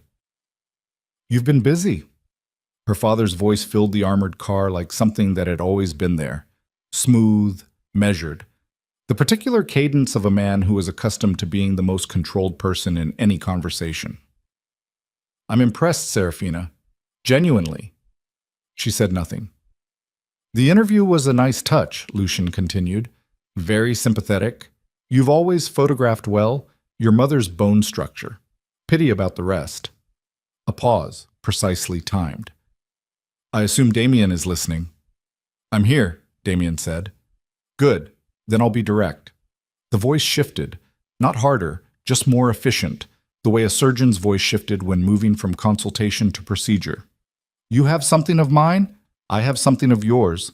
This is a simple exchange and everyone walks away functional." "Mara," Damien said, "she's comfortable. She'll remain comfortable as long as this conversation stays productive." "Release her now," Damien said. "Then we talk." "That's not how exchanges work, and you know that." A brief pause. "The drive, Damien, everything on it. Physical and digital copies, witness destruction, confirmed by my attorney within the hour. In exchange, Mara goes home. The footage stays private. The federal complaint is quietly restructured to remove Serafina's name. And you and I return to the arrangement we originally discussed before sentiment complicated things." Serafina looked at the harbor through the glass. Gray water, gray sky, the city going about its morning. "And Serafina," Damien said. Not a question. "My daughter returns to my care during the annulment proceedings," Lucian said. "Standard protocol. No contact during the legal process. I'm sure you understand." The car was very quiet. She felt Damien look at her. She didn't look back. She was looking at her father's voice coming out of a small speaker in an armored car by the harbor and thinking about 20 years of being inside that voice, living at its frequency, calibrating every response to its shifts and temperatures. "No," she said. A pause. "Serafina." "No," she said again, cleaner. "You don't get to offer me as a term of your own negotiation. I'm not a term, I'm not collateral, I'm not going back." "You're being—" "I'm going to tell you something," she said. Her voice was steady in a way that surprised her, coming up from somewhere below fear, below the old reflexes, from whatever was left after you stripped away everything that had been trained into you by someone else. "You built a weapon in my name, and you forgot that weapons can be turned around. My mother understood that. She was smarter than you gave her credit for. She was smarter than you gave either of us credit for." The silence on the line had a texture. "What did you say?" Lucian said. Very quiet. "She left me everything," Serafina said. 20 years of documentation, recorded conversations, financial transfers, the names of every federal official you own, every judge, every commissioner, every person you've paid to stay silent or paid to look the right direction. All of it, organized and preserved and waiting in an account you thought was yours." She paused. "She replaced your files 3 weeks before she died. You've been protecting a vault full of evidence against yourself for 20 years, and you didn't know it." The silence stretched. Then something happened in her father's voice she had never heard in 30 years. A crack. Small. Immediately controlled. But real. "You're bluffing," he said. "Release Mara," Damien said, "in the next 10 minutes, or the drive goes public." "If you do that, the footage won't save you," Serafina said. "Release whatever you have. It won't change what my mother documented. It won't change what I said this morning. The only thing it does is add your name to the list of things people are angry about." She pressed the drive between both palms. You built my entire life around the idea that I had no options. You were wrong. You were wrong about me and you were wrong about her. And I think somewhere underneath all of it, you've known that for a long time and it terrifies you. The line was silent for 4 seconds. 10 minutes, Damien said, and ended the call. He looked at her. She was shaking. Not from fear, from the specific adrenaline of having said the thing, the true thing, the thing that had lived in her chest for years in the form of a pressure she'd never been able to identify until it was gone. Her hands were shaking and her jaw was tight, and she felt simultaneously emptied and more present in her own body than she had in years. He's going to release the footage, Damien said. Yes. And then he's going to move on us directly. Yes. We have maybe 30 minutes before this situation becomes completely physical. He held her gaze. Are you ready for that? She thought about what ready meant. She thought about the woman she'd been 6 weeks ago, standing in a lobby with armed men at every corner, counting tiles. She thought about the woman who'd sat in a window seat at 3 a.m, mapping exits. She thought about the specific kind of ready that wasn't absence of fear, but was something built on top of it, heavier and more durable. Tell me what to do, she said. He told her. Titi. The distribution went out at 8:47 a.m. Not one outlet, not one investigator. 42 simultaneous transmissions to journalists, federal oversight bodies, 3 foreign intelligence contacts, 2 major financial regulatory agencies, and a network of advocacy organizations whose names Serafina recognized from the donation records she'd found on Mara's accidentally left folder 6 weeks ago. Her mother's files. 20 years of documentation. Released all at once, flooding every channel simultaneously, so that there was no single point of interception, no single receiver that Lucienne Vale could pressure or compromise or buy before the information was already too distributed to contain. She watched Callum run the transmission from a laptop in the back of the car. She watched the confirmation receipts come in. Green indicators, one after another, 42 of them in 90 seconds. And she held the empty drive case in her hands and breathed. It's out, Callum said. Damien's phone rang immediately. He didn't answer. He looked at the screen and then at Serafina and said, It starts now. And she nodded and the car began to move, awed. The footage hit at 9:03. She saw it on Callum's screen. Her father's communications team had pushed it to 3 major platforms simultaneously. A counterflood. The same tactic turned back. The clip was 40 seconds. Edited. Contextualized with a caption that described her as a willing participant in a meeting with a federal official, the implication layered and deliberate and exactly as damaging as she'd anticipated. She watched it once. She looked away. How bad? Damien said. Bad enough to create confusion, she said. Not bad enough to override 20 years of documented corruption if people actually read what my mother compiled. She paused. It depends on which story moves faster. Ours is already moving, Callum said. The financial records are getting picked up. Overseas first, 3 wire services. The domestic outlets are slower, but they're reading. How long before they commit? Damien said. An hour. Maybe less if the overseas pickup creates enough pressure. An hour. She looked at Damien. Mara, she said. His jaw tightened. Still working it. What does that mean? It means I have people on the location and I need 20 more minutes. We don't have 20... Serafina. His voice was flat and controlled and she heard the effort in the control. I know, 15 minutes. Let me work. She sat back. She watched the city through the armored glass and counted her own heartbeats and felt the morning moving around her with the particular velocity of things that had been set in motion and could no longer be redirected, only survived. Her phone buzzed. Unknown number. She answered. Ms. Vale? A woman's voice. Brisk, professional, carrying the specific weight of someone accustomed to being taken seriously.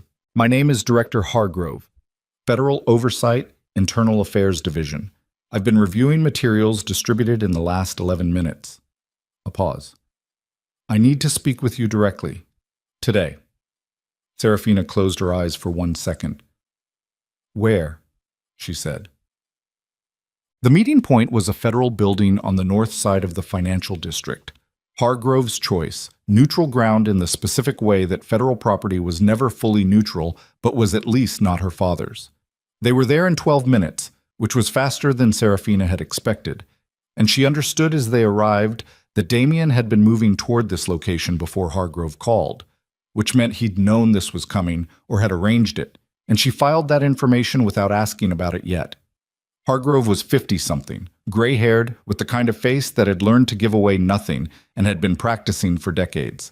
She met them in a conference room on the third floor and looked at Serafina for a moment before looking at Damien and then back at Serafina. "I'll speak to Ms. Vale alone," she said. "No," Damien said. "Mr. Draven, she's my wife," Damien said. "Whatever she says to you, she says with counsel present. I'm the closest thing available on short notice." He pulled out the chair at the table and looked at it with the specific economy of a man who is not asking permission. "We can debate jurisdiction after, or we can use the next 50 minutes productively. Your choice." Hargrove looked at him for a moment. She sat down. Serafina sat across from her. Damien stood. The next 40 minutes were the most concentrated conversation of Serafina's life. She answered every question Hargrove asked with the same precision she'd brought to the recorded interview. Dates, names, account numbers, specific language from specific conversations overheard in specific rooms across 20 years of being considered furniture by a man who conducted his corruption in front of her because he'd never once thought she was paying attention.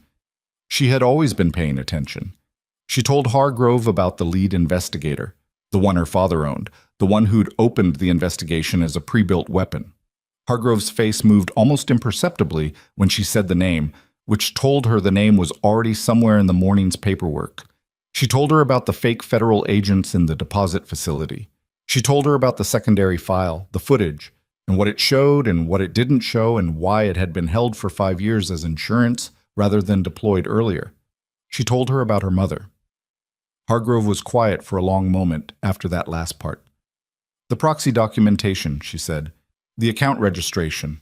We'll need to verify the chain of custody." "The originals are in the drive materials," Serafina said. "My mother's handwriting, dated, notarized by an attorney who retired to the coast 8 years ago and is presumably still available for verification." Hargrove looked at her carefully. "You've been preparing for this conversation," she said. "I've been preparing for this conversation my entire life," Serafina said. "I just didn't know it." Hargrove's phone buzzed on the table.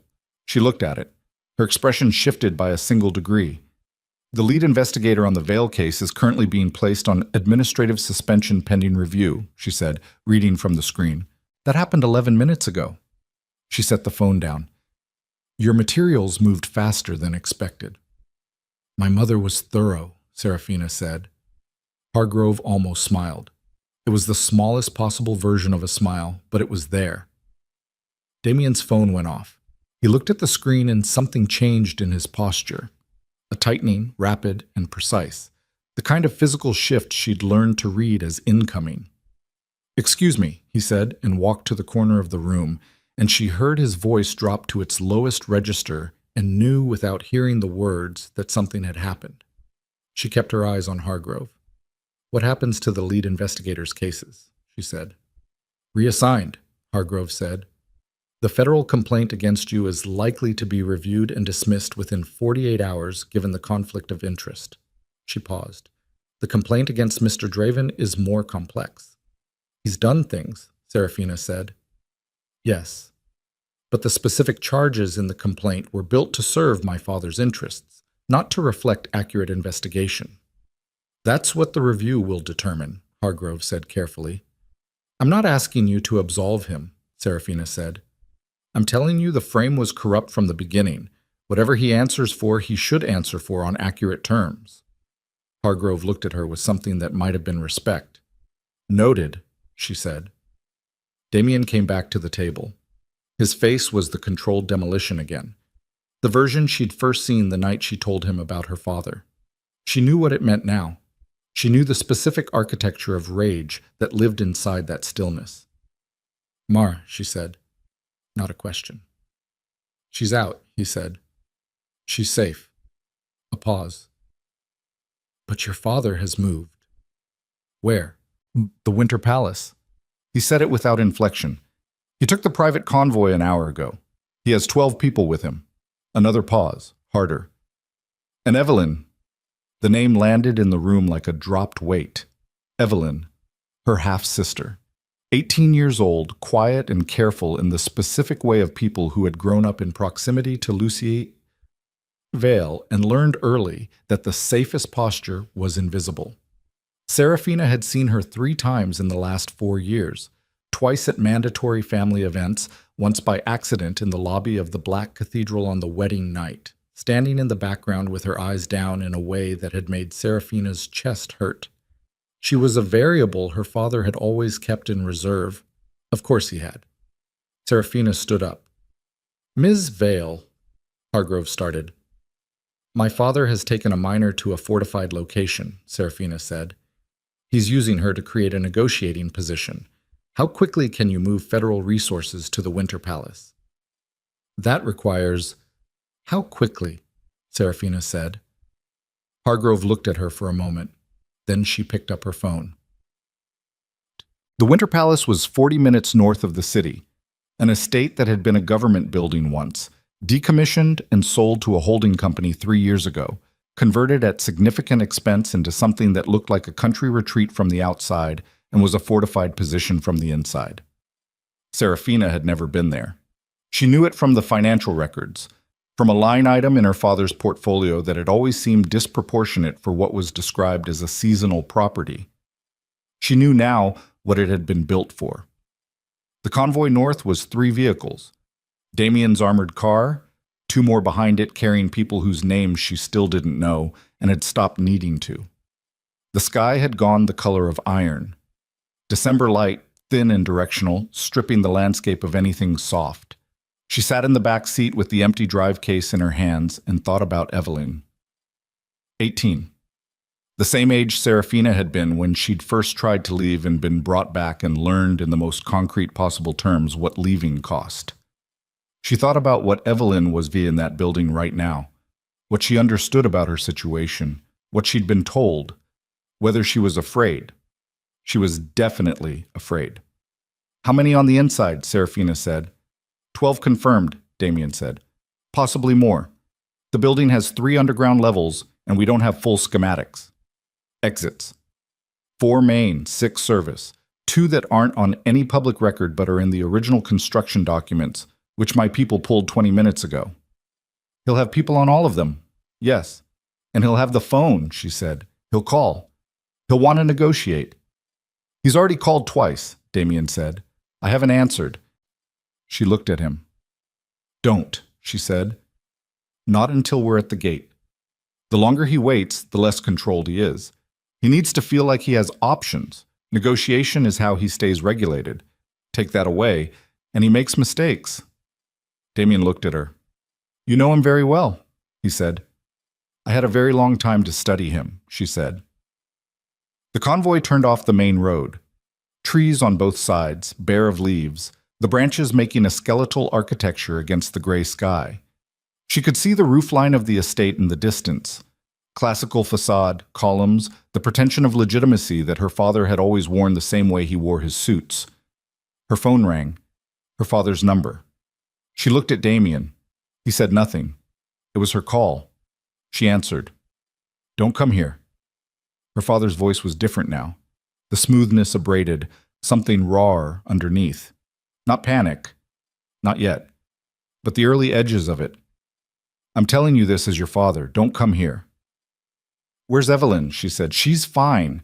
She's not involved in this." "Then let her go." "When we've resolved, let her go," Serafina said. "Right now. Open a door and let her walk out and we stop this convoy and we talk. That's the only offer." "You don't make offers to me," he said, and the rawness sharpened into something she recognized.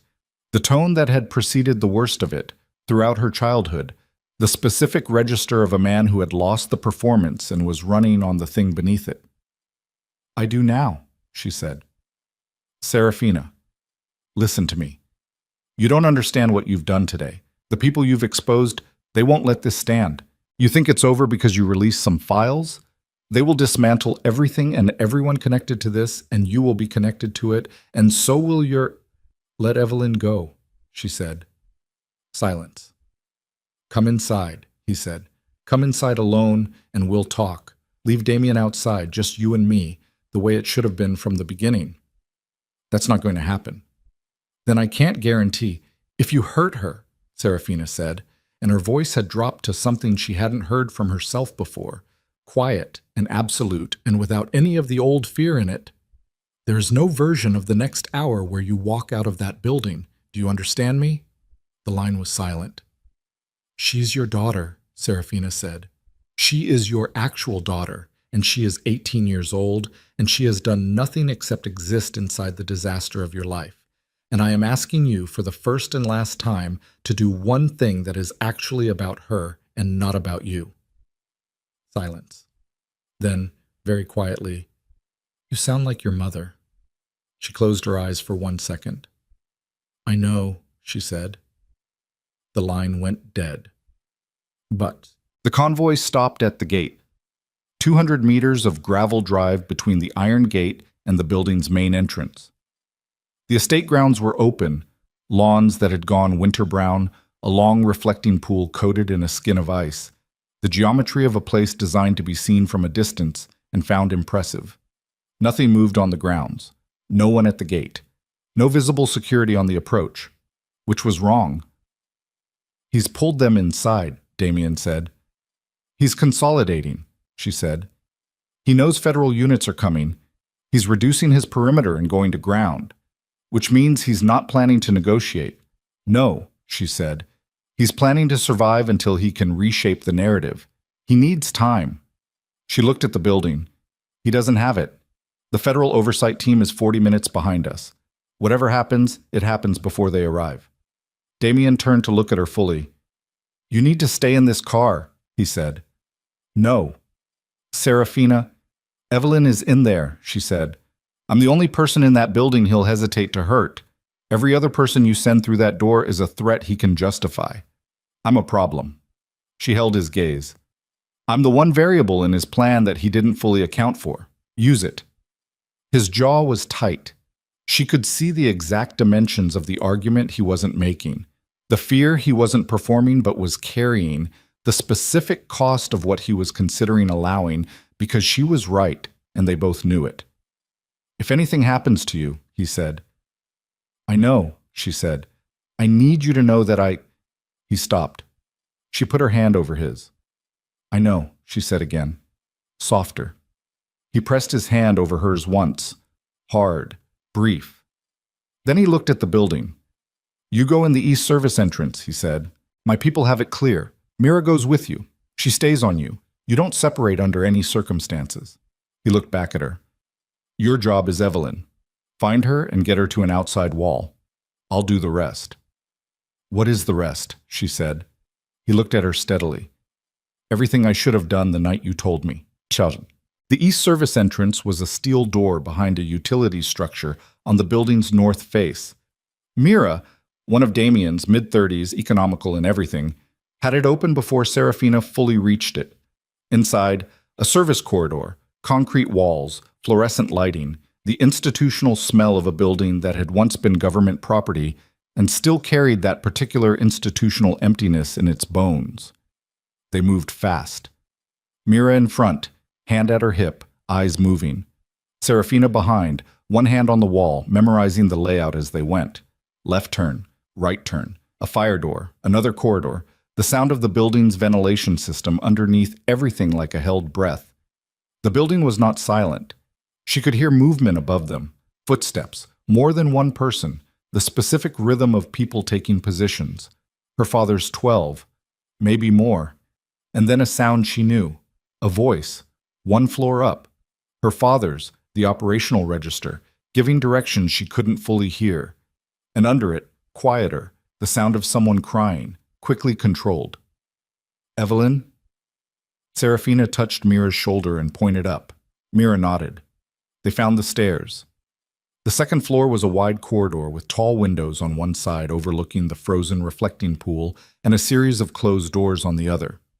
3 of her father's men were visible at the far end, positioned, watching the main approach through the windows. Their backs were to the corridor. Mira assessed the geometry. She looked at Serafina. Serafina pointed at the third door from the left. She didn't know. She was going on something that wasn't knowledge, a resonance, a read, the accumulated sensory data of 30 years of being inside her father's logic and knowing how he organized space, knowing he'd put Evelyn somewhere visible to himself but contained, somewhere he could check on her without crossing open ground. Mira went first. The door was unlocked. Evelyn was inside, seated on the floor against the far wall, knees pulled up, one of her father's men standing near the window with his back mostly to the room. She was 18 and she looked younger, her face showing the particular emptiness of someone who had gone somewhere internal while they waited to understand whether they were going to be okay. Serafina had lived in that face. The man at the window turned. Mira moved. Serafina crossed the room in 4 steps and crouched in front of Evelyn and put both hands on her face and said, "Look at me. I'm here. You're going to be fine." And Evelyn looked at her with those eyes that carried some version of the same thing Serafina had always seen in her own mirror, the watchfulness, the endurance, the specific form of survival that their father had inadvertently taught them both. And she grabbed Serafina's wrists and held on. "Come on," Serafina said. "Right now. We're going." They were 3 steps from the door when the gunfire started, not nearby. Below them, the main floor, the sound traveling up through the walls, the particular acoustic of a large space-absorbing impact, multiple exchanges, fast and decisive. Damien's people coming through the front. Her father's men on the second floor moved toward the stairs. Mira pulled the door shut. "Other exit," she said. "Now." They ran. The service corridor connected to a secondary staircase at the building's west face. She'd seen it on the ground floor and mapped it without knowing she'd need it, and was using it now on reflex.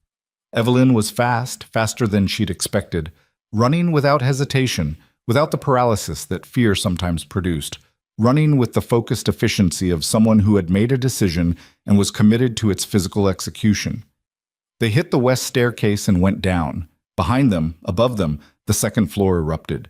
She heard her father's voice, not words, just the sound of it, raised in a way she'd heard exactly twice in her life, both times in the aftermath of something irreversible. The voice of a man whose plan was collapsing around him in real time. They hit the ground floor. The west exit was a fire door with a push bar. Mira hit it without slowing, and cold air came in like a wall, and they were outside on the building's west face, the frozen grass crunching under their feet, the sky enormous and gray above the tree line. Serafina grabbed Evelyn's hand. They ran across the open ground toward the tree line. She could see the convoy vehicles beyond the gate, 2 of them repositioned to the west approach, which meant Damien had anticipated this, had planned for secondary exits, had moved pieces before she'd even asked him to. She heard the fire door behind them open. She didn't look back. She heard Mira say something sharp, and then heard a single shot, and then silence, and she kept running with Evelyn's hand in hers, and the frozen ground under her feet, and the cold air burning her lungs, and the gate getting closer, and the vehicle getting closer, and the side door opening before they reached it because whoever was driving had been watching for them. They fell inside. The door closed. The vehicle was moving before she caught her breath. She looked at Evelyn.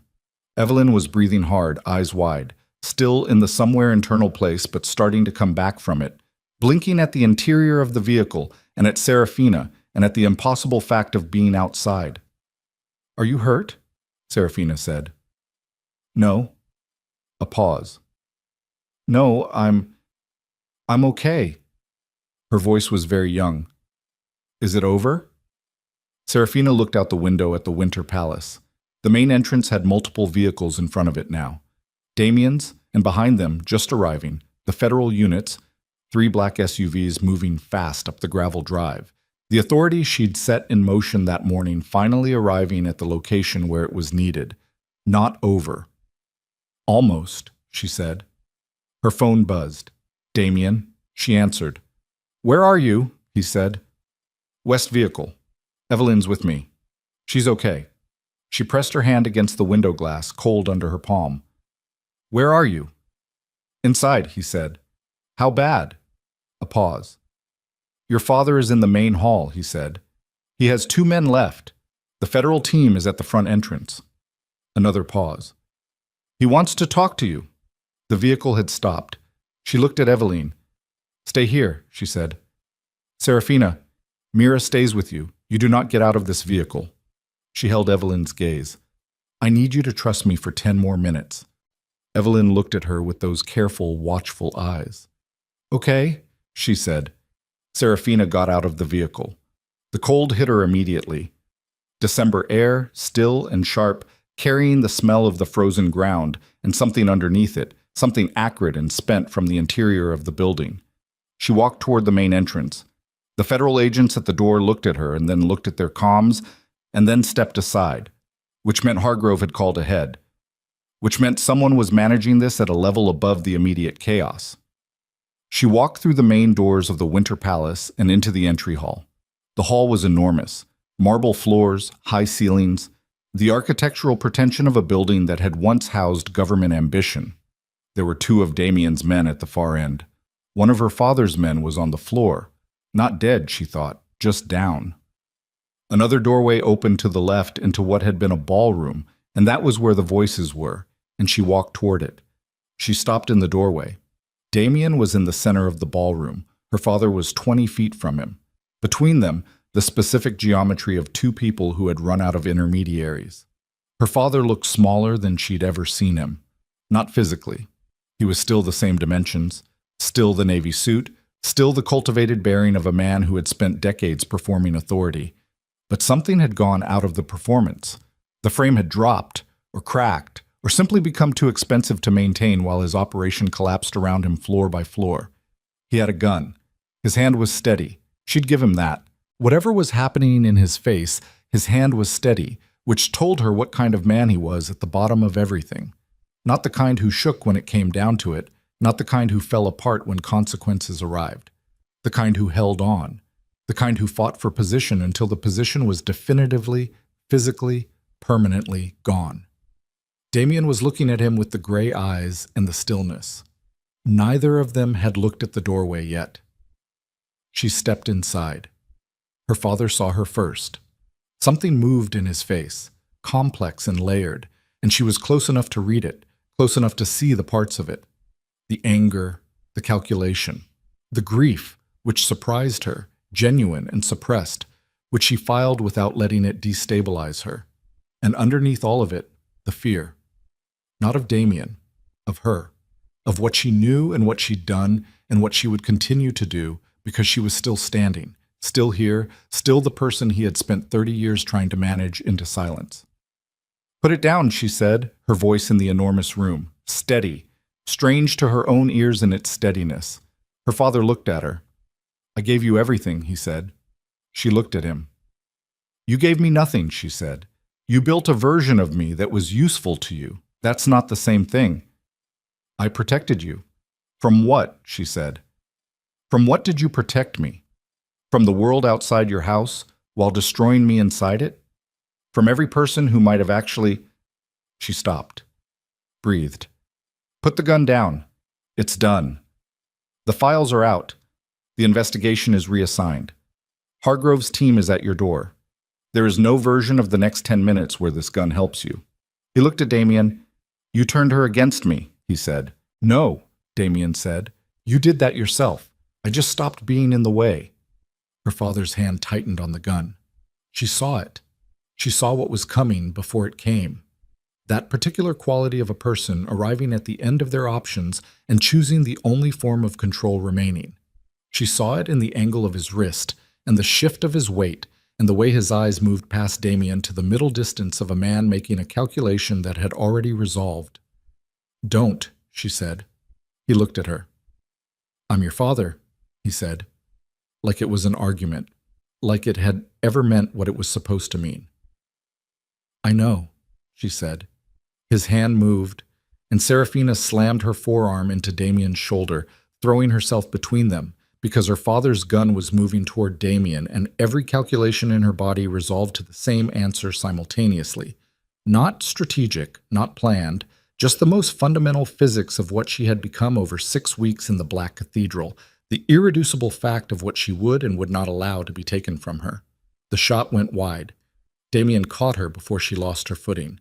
Her father stood with the gun still raised, breathing hard, looking at his daughter standing in front of the man he'd intended to kill, and whatever he saw in her face seemed to finally, definitively, complete something. His arm lowered. Not from defeat, exactly. From recognition. The federal agents came through the ballroom doorway at a controlled run. Hargrove was behind them, and Serafina registered the sound of it all. The voices, the commands, the specific language of legal authority arriving to collect what was owed, registered it from inside Damien's arms where she had ended up. His hands on her arms, making sure she was standing, making sure she was real, making sure she was still. Damien's hands were still on her arms. She could feel his heartbeat where her back pressed against his chest. Fast, not yet settled. The biology of a man who had just watched someone step in front of a bullet meant for him and was still processing what that meant. His grip was careful, the way it was always careful, the way she'd learned to read his hands as a separate language from everything else about him. A language that had no deception in it, that said only what it meant. The federal agents moved past them into the ballroom. Her father was on his knees on the marble floor, not forced down. He had lowered himself, which was different and worse in some way she couldn't fully articulate. Voluntary surrender had a specific quality, a deliberateness that felt more final than being taken down. He was on his knees with his wrists held out and his gun on the floor 3 feet away, and his face doing something she had never seen it do in 30 years of studying it for survival. He was looking at her. Not at Hargrove, not at the agents, at Serafina. And the look was not anger, not calculation, not the performance of a man managing his presentation under duress. It was the stripped look of someone who had lost not just the battle, but the internal structure that had made the battle feel worth fighting, and what was left underneath was old and unresolved and deeply, irrevocably too late. She looked back at him. She didn't move toward him. She didn't speak. She stood inside the careful weight of Damien's hands and looked at her father on the marble floor of a building he'd fortified against consequences that had arrived anyway, and she let herself feel the full dimensions of it without flinching. The grief that wasn't grief exactly, the anger that had burned so long it had become something quieter and more permanent, the specific sorrow of a child who had spent 30 years waiting for a parent to become something other than what they were. He never had. He was still that person, even now, even here. The agents cuffed him. He didn't resist. As they walked him toward the doorway, he turned his head once, not the whole body, just the head. That precise, controlled movement she'd watched from the other end of 100 dinner tables, and looked at her one final time. She didn't look away. She let him see her standing there, upright, present, still. He disappeared through the doorway, and the sound of his footsteps receded across marble, and then the building swallowed him, and she stood in the cold ballroom air and breathed. Damien's hands released her arms slowly. She turned around. He was looking at her face with the thorough attention she'd learned to stop flinching from, and she could see him doing the same thing she was doing, taking inventory, checking the structural integrity of the person standing in front of him after everything that had just happened. "You stepped in front of it," he said. "Yes." "Don't ever—" "I know," she said. "Serafina." "I know." She met his eyes. "I know. I'm telling you I know, and I'm telling you I would do it again. And I understand that's not what you want to hear, but it's the true thing, so that's what I'm giving you." He looked at her for a long moment. Then he put one hand against the side of her face, the same gesture as before, in the armored car, the one that didn't have ownership in it, and she felt her jaw loosen under it, felt the tight architecture of the last 6 hours begin the very first stage of unwinding. "Let's get out of this building," he said. Evelyn was still in the vehicle when they came out. She was sitting with her knees up and her arms around them, the posture so precisely mirroring something Serafina had seen in her own reflection that it produced a physical sensation somewhere in the middle of her chest. Mira was beside her, not speaking, just present, which Serafina recognized as the specific form of kindness that Mira deployed. The presence without performance, the company without pressure. Serafina opened the vehicle door and sat down beside her sister. Evelyn looked at her. "Is he—" she started. "Detained," Serafina said. "Federal custody.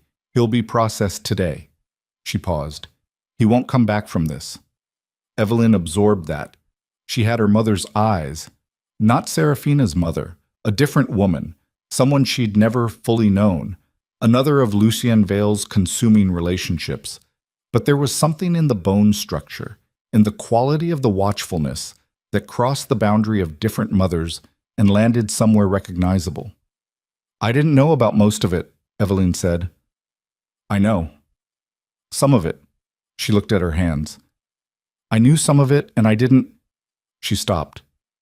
You were inside it, Serafina said. You were inside it, and you were 18, and there's nothing you could have done that wouldn't have cost you something you couldn't afford to lose. She waited until Evelyn looked at her. That's not a failing. That's a condition. Do you understand the difference? A long moment. Maybe, Evelyn said. You'll understand it more later, Serafina said. It takes time. Evelyn was quiet for a moment. Where do I go? She said. Practically, not pathetically.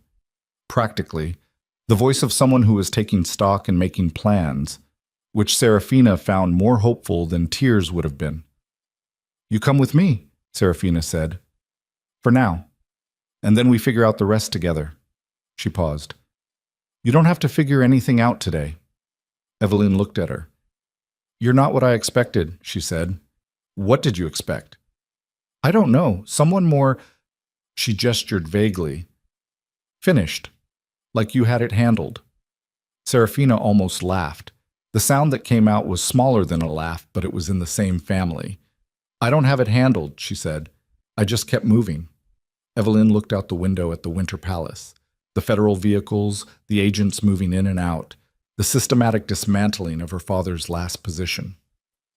Okay, she said. Just that. Okay. Deeds. Hargrove found Serafina outside the vehicle an hour later. The federal operation had settled into its procedural phase. The organized collection of evidence, the securing of the building, the particular bureaucratic rhythm of consequence being administered. The chaos had a shape now. It was still large, but it was contained, and contained chaos was something Serafina knew how to exist beside. The complaint is suspended, Hargrove said.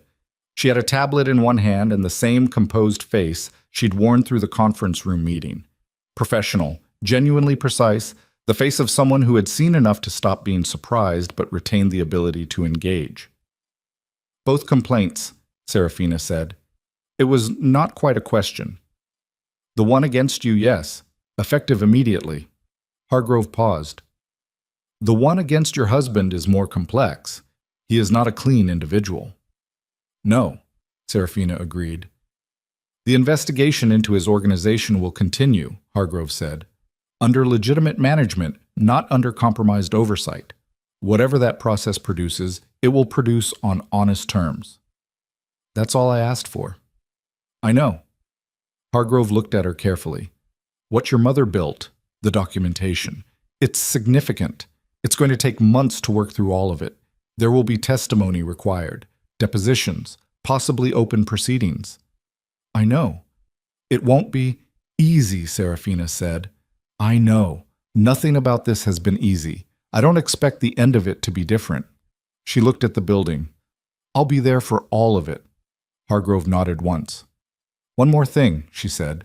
She reached into her jacket and produced an envelope. A different one, official, bearing the logo of her department. The proxy documentation. Your mother's.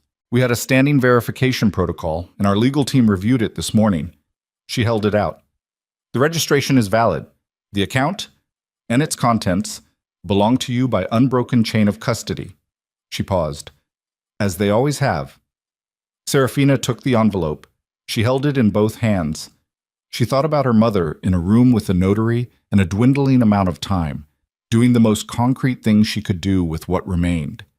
She thought about what it cost to hope that far forward, to build something for a future you weren't going to see, for a daughter you were leaving behind in the worst possible circumstances, and to do it anyway because the alternative was doing nothing.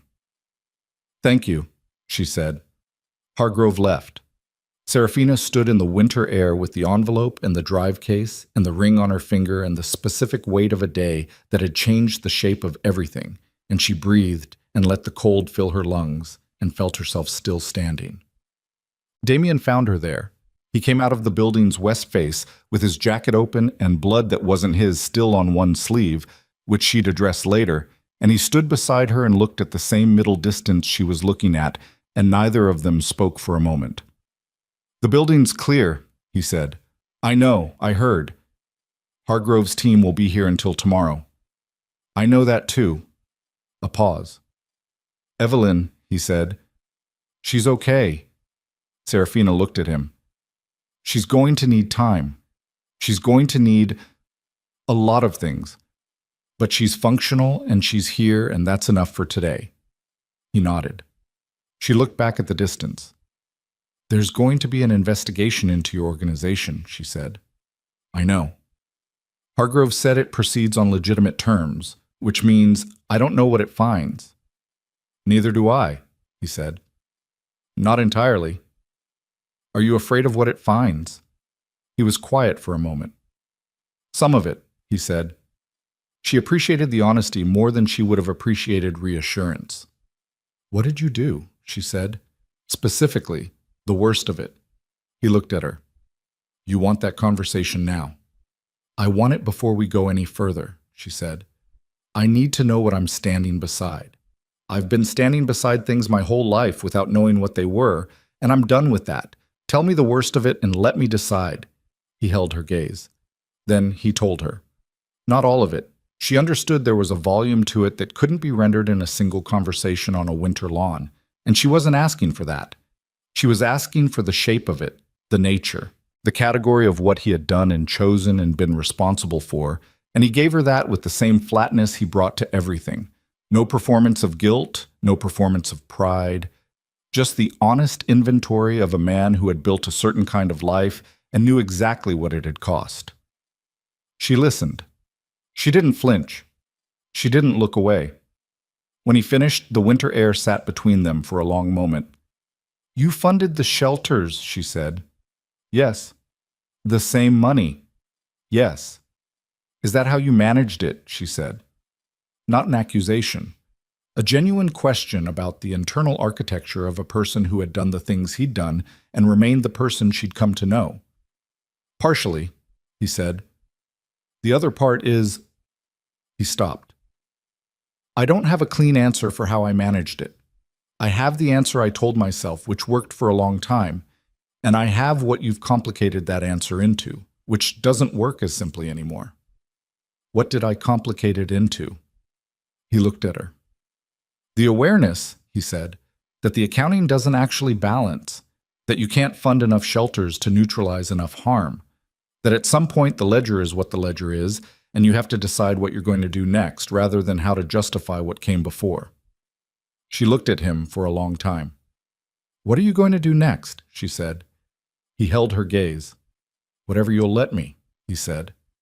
Quiet, stripped, the most unguarded thing she'd heard from him. She looked at the Winter Palace, at the federal vehicles, at the procedural machinery of accountability doing its slow, imperfect, essential work. "I'm not a redemption story," she said. "I'm not here to save you or transform you or give your violence a purpose. If you do better, it's because you chose it, not because of me." "I know." "And I'm not finished being angry," she said, "about my father, about what was done to me, about a lot of things. That anger doesn't go away because the man responsible is in handcuffs." "I know that too. And there will be things in the investigation." "Serafina," he said her name quietly. "I know, all of it. I'm not asking you to resolve anything today." He paused. "I'm just asking if you're still here." She looked at him. "I'm still here," she said. They drove back to the city as the afternoon light went flat and gray, and the trees along the highway stood bare against a sky the color of old silver. Evelyn slept in the back seat. Actually slept, not the strategic unconsciousness of someone performing rest, but real sleep, the sudden total drop of a body that had been running on adrenaline for hours and had finally been given permission to stop. She leaned against the window with her mouth slightly open and her hands loose in her lap, and she looked, for the first time since Serafina had seen her, like her actual age. Serafina watched her for a moment. Then she took out the envelope her mother had left. She'd been carrying it for hours, against her ribs in the vault, in her jacket pocket through the drive in the Federal Building and the Winter Palace. She'd taken it out once, in the armored car, and handed it to Damien, and he'd held it carefully for the duration of that particular crisis, and handed it back when she'd asked. It was lighter than it should have been for something this heavy. She opened it. Inside was a single sheet of paper, folded in thirds. Her mother's handwriting, the careful left-leaning script she'd been trying to preserve in memory for 20 years and finding it blur at the edges the way memories did. It was dated 3 weeks before Eleanor Vale's death. The paper was ivory, slightly yellowed at the corners, the pen marks still dark. Serafina, I don't know when you'll read this or who will be with you when you do. I don't know what kind of woman you've become. I think I know the shape of it. You were always clearer than you knew, always watching with more intelligence than anyone gave you credit for. I'm sorry I couldn't protect that. What I'm leaving you is what I spent the last months building because I couldn't find another way to help you. I don't know if it will be enough. I hope it is. I hope you found a way to use it, and I hope you're reading this on the other side of something rather than in the middle of it. The most important thing I want to tell you is this. What he did to you was not your inheritance. The damage is real, but it is not the truth of you. The truth of you is the person who survived it. Those are not the same thing, and it matters that you understand the difference. I failed you in specific ways I can't undo. I stayed when I should have left. I told myself I was protecting you, and I was protecting myself, and I knew the difference, and chose to look away from it. That is mine to carry. It is not yours. You are allowed to be angry about that. You're also allowed, if you choose, to put it down eventually. Not for him, not for me, for you. Because you are the one who has to keep living inside whatever you're carrying, and you deserve the weight to be something you chose rather than something you inherited. I love you in the way that tries to be useful rather than just felt. I hope the difference matters. Your mother Serafina sat with the letter in her hands for a long time. The highway moved under the car. The light outside went from gray to the dark copper of early winter evening, the kind of light that looked like something ending, which she supposed it was. She folded the letter along its original creases. She put it back in the envelope. She didn't cry, not because the grief wasn't there. It was there, enormous and old and present, but because crying felt like less than what the letter deserved. What it deserved was exactly what she was giving it, stillness and full attention, and the acknowledgement that the person who wrote it had done something extraordinary with what she had, and that it had been enough. Damien was looking at the road. He didn't ask. She put her hand on his. He turned his palm up and held it. 6 months. The Black Cathedral was different after. Not structurally. It was still 40 stories of obsidian glass and cold harbor light, still armed men at floors, still the architecture of a particular kind of power. But the residential level had changed in the way that spaces changed when the people inside them changed, accumulated by degrees slowly, the way warmth accumulated in a room that had been cold for a long time. Serafina's drawings were on the walls now. Not all of them. Not the raw ones. The ones from the first weeks when she'd been processing everything she couldn't say, when the charcoal had been less art and more excavation. Those lived in a flat file in the studio she'd claimed on the west side of the residential level, the room with the best north light and the view of the harbor that she found she needed in the same way she needed the lock on her door. Not because she used it, but because it existed. The walls held the later ones, the harbor in winter. Mara, who had come back 3 weeks after her ordeal with the same economical composure and a slightly different quality of watchfulness that Serafina recognized and respected. Evelyn, asleep in the back seat of the armored car, her face for once completely unguarded. A portrait of her mother done from memory. Approximate, imperfect, assembled from 20 years of trying to preserve a face that receded the way all faces did, but recognizable in the things that mattered. And one of Damien. Not the first one. The outline from the window, the architectural sketch of a man she'd only just begun to learn. This one was different, closer. She'd drawn it from the kitchen table, 3 months in, on a Tuesday evening when he was working through documents at the other end and the light was doing something specific to the angles of his face, and she'd picked up the charcoal without thinking. He was looking slightly off to the side. Something in his expression that wasn't the controlled demolition, Wasn't the operational stillness. Wasn't any of the registers she'd cataloged in the first weeks. It was simpler than all of those. It was a man in a room where he was not performing anything for anyone, and she'd caught it. He'd seen it the morning after she hung it. He'd stood in the hallway and looked at it for a long moment without speaking. "You're going to tell me I made you look human again," she'd said from the kitchen. "No," he'd said. He'd looked at it a moment longer. "You made me look like I'm thinking about something specific." "You were. How do you know?" "Because I was watching you." He'd looked at her. "What was I thinking about?" "I don't know," she'd said. "That's what makes it interesting." "What?" The depositions took 4 months. 17 sessions across 2 federal investigations, the corruption case built on her mother's documentation, and the separate inquiry into the organized crime network that had been operating under compromised federal protection for a decade. She attended everyone. She answered every question with the same precision she'd brought to the conference room with Hargrove, and she did not perform distress, and she did not perform resilience, and she did not look at the cameras that were sometimes present, and she did not shape her answers for any audience except the accurate record. It was the most exhausting thing she had ever done. More exhausting than running, more exhausting than the Winter Palace, more exhausting even than the 20 years of managed survival inside her father's house, because at least then she'd been operating on instinct, on reflexes honed by necessity, on the automatic systems of a person who has learned to function under continuous threat. This was deliberate. This was choosing, again and again and again, to be present and accurate and unflinching in front of people who were trying to build a legal structure out of her experience, and it cost something specific every time. Damien drove her to every session. He waited in the car. He never came in, understood without being told that this was hers, that the precision of it required her full ownership, that having him in the room would shift the weight of it in ways she didn't want. But he was always there when she came out, and he always had coffee, and he never asked how it went until she was ready to tell him. And sometimes she wasn't ready until the next morning, and he accepted that with the same economy of comment he brought to most things. Mara accompanied her twice, when the testimony overlapped with events Mara had witnessed directly. She was precise and devastatingly credible and composed in a way that made the opposing counsel visibly frustrated. Evelyn testified once.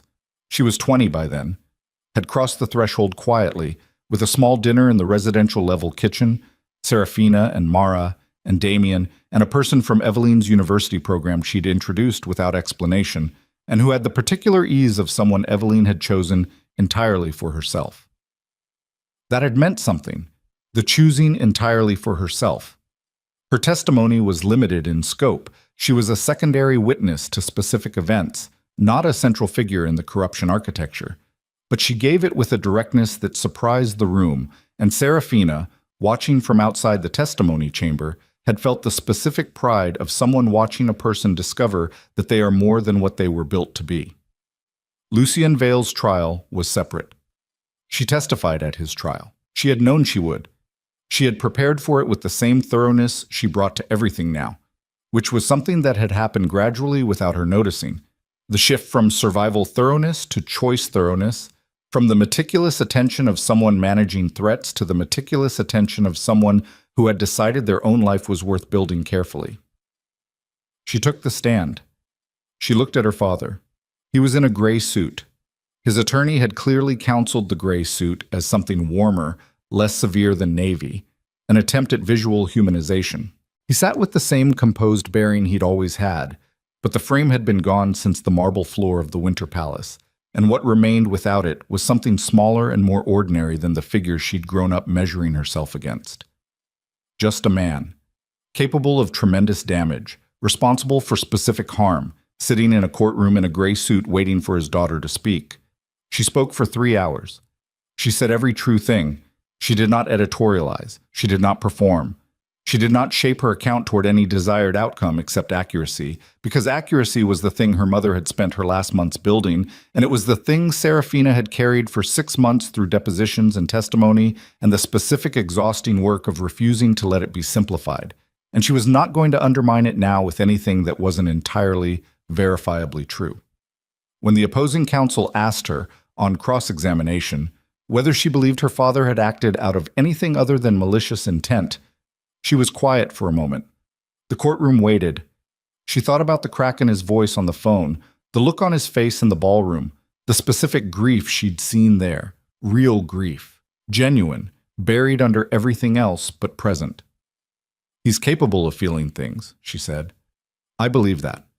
I believe some of what he did was motivated by fear rather than solely by calculation." She paused. "I don't believe that changes what he did. I believe those things can be true simultaneously. That he was afraid and he was calculating and he caused real harm, and those are all the same person. I'm not here to determine which one is most true. I'm here to tell you what happened." The courtroom was quiet.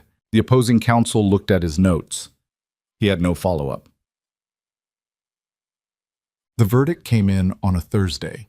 She was in the studio when Damien told her. She had charcoal on her hands and a half-finished piece on the board. Something she'd been working on for 3 weeks. The harbor in a specific kind of morning light. A quality of stillness she kept trying to render and kept getting slightly wrong. He came to the doorway. He said the word, "guilty." She turned around. She looked at him. She breathed in once, slowly, through her nose. She said, "Okay." She turned back to the drawing. She worked for another 40 minutes in silence while he sat in the chair near the window and didn't leave. And she found the thing she'd been trying to find in the harbor piece, a slight softening in the light at the horizon, the place where the water and the sky did something together that wasn't merger but was proximity, two separate things existing side by side at a specific distance. And she got it right. She stepped back. She looked at it. She put down the charcoal. She turned around and crossed the studio, and Damien stood when she moved toward him, and she walked into his arms and stood there in the north light, with charcoal on her hands and her face against his chest, and felt the verdict settle into the architecture of her. Not as closure exactly, because closure was a simpler thing than this, because some rooms stayed open, because some scars stayed shaped around the weight that was no longer there, because she was not finished grieving and not finished being angry, and not finished with any of it in the way that meant finished. But the account was settled. Her mother's work had done what it was built to do. She held on to that. They left the Black Cathedral in January. Not permanently. Damien still had operations that required the infrastructure. And she didn't ask him to abandon what he'd built any more than she'd asked him to become something he wasn't. But they found a place on the coast, an hour north of the city, a house on a cliff with the ocean on 3 sides and windows that let in light from every direction. It needed work. The kitchen was outdated and 2 of the upstairs rooms had damage in the walls, and the garden had gone completely wild over what looked like several seasons of nobody paying attention to it. She walked through it the first time with Damien and cataloged everything that needed fixing with the practiced eye of someone who had spent a lifetime assessing structural damage and knew the difference between what was cosmetic and what went to the foundation. The foundation was sound. That was the thing. She stood in the main room with its view of the ocean and the winter light coming in cold and clean, and she felt the specific quiet of a space that had no accumulated history for her, no rooms mapped for exits, no corners calibrated against consequences, no air carrying the frequency of someone else's authority. Just space, empty and available, and hers to fill. Eveline came on weekends sometimes, taking the train up from the city with her particular ease of movement that had developed gradually over the months, the ease of someone learning that they could occupy space without needing to justify the occupation. She and Serafina were not close in the way that shared childhoods produced closeness. They were something else, 2 people with the same originating damage building toward each other from different directions, finding that the damage overlapped in useful ways, that they recognized in each other the specific fluency of survivors. Mara came twice and stayed for a week each time, which was the most intimacy her nature allowed and which Serafina accepted with exactly the appreciation it deserved. Callum sent a plant, which they put in the south window and which neither of them killed for the remainder of the winter, which felt like a reasonable omen. On a night in late February, Serafina sat at the work table in the room she'd claimed for the studio, smaller than the one in the Black Cathedral, better light, and opened the flat file. She took out the drawings from the first weeks, the raw ones. She looked at them one at a time. The harbor at 3 in the morning. The architectural sketch of a man she hadn't known yet. A woman's face that was her own, done once in a dissociated state she could barely remember, looking at herself from the outside because the inside had been temporarily uninhabitable. She looked at them for a long time, then she put them back. She didn't destroy them. She didn't frame them. She filed them in the flat file in the order she'd made them and closed the drawer because they were true, and they were hers, and the fact that they were painful didn't make them something to discard. She picked up a fresh sheet. She sat at the work table with the charcoal in her hands and the ocean sound coming through the walls. The particular continuous sound of it, larger than any room, indifferent in the way that large things were indifferent, which she found not desolating but calming, and she thought about what she wanted to make, not what she needed to make, not what she was processing, what she wanted. She started. It wasn't the harbor. It wasn't a face. It was something more abstract, a quality of light, a spatial feeling, the specific texture of a room where you could stand in the middle and hear nothing that required a response. She worked until her hand cramped, and then she worked a little longer. And when she finally put the charcoal down, she looked at what she'd made and found it imperfect and true. She heard Damien in the kitchen. The particular sound of his movements there. He'd learned the kitchen over weeks, learned the coffee equipment and the drawer organization, and the specific rhythm of a space that belonged to both of them.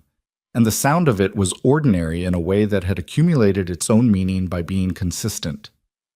By being there the next morning and the morning after that. She set the drawing aside. She went to the kitchen. He was at the counter, his back to her, doing something that involved the coffee equipment and a focus that was slightly out of proportion to the task, which meant he was thinking about something he hadn't said yet. She'd learned to read that. She sat at the kitchen table.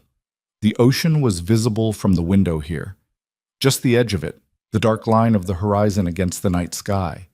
In daylight it was enormous and present, and in darkness it was that line, that edge, the boundary between one thing and another. Hargrove called this afternoon, Damien said. I know. I'll call her back tomorrow. She paused. What are you thinking about? He turned around.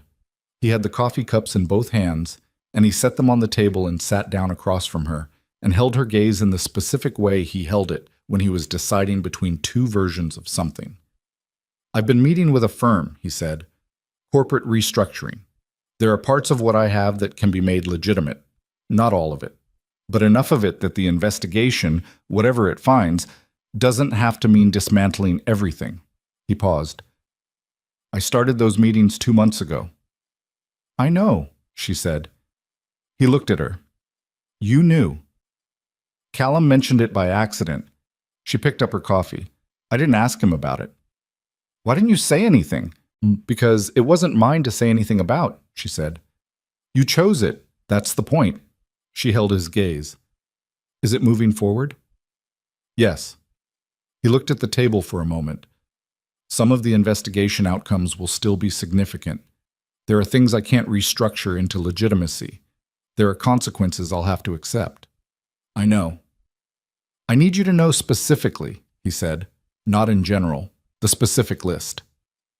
Then tell me the specific list, she said. He told her. She listened. When he finished, she was quiet for a moment, looking at her coffee and at the dark line of the horizon through the window. Okay, she said. Okay, he said, like he was verifying it.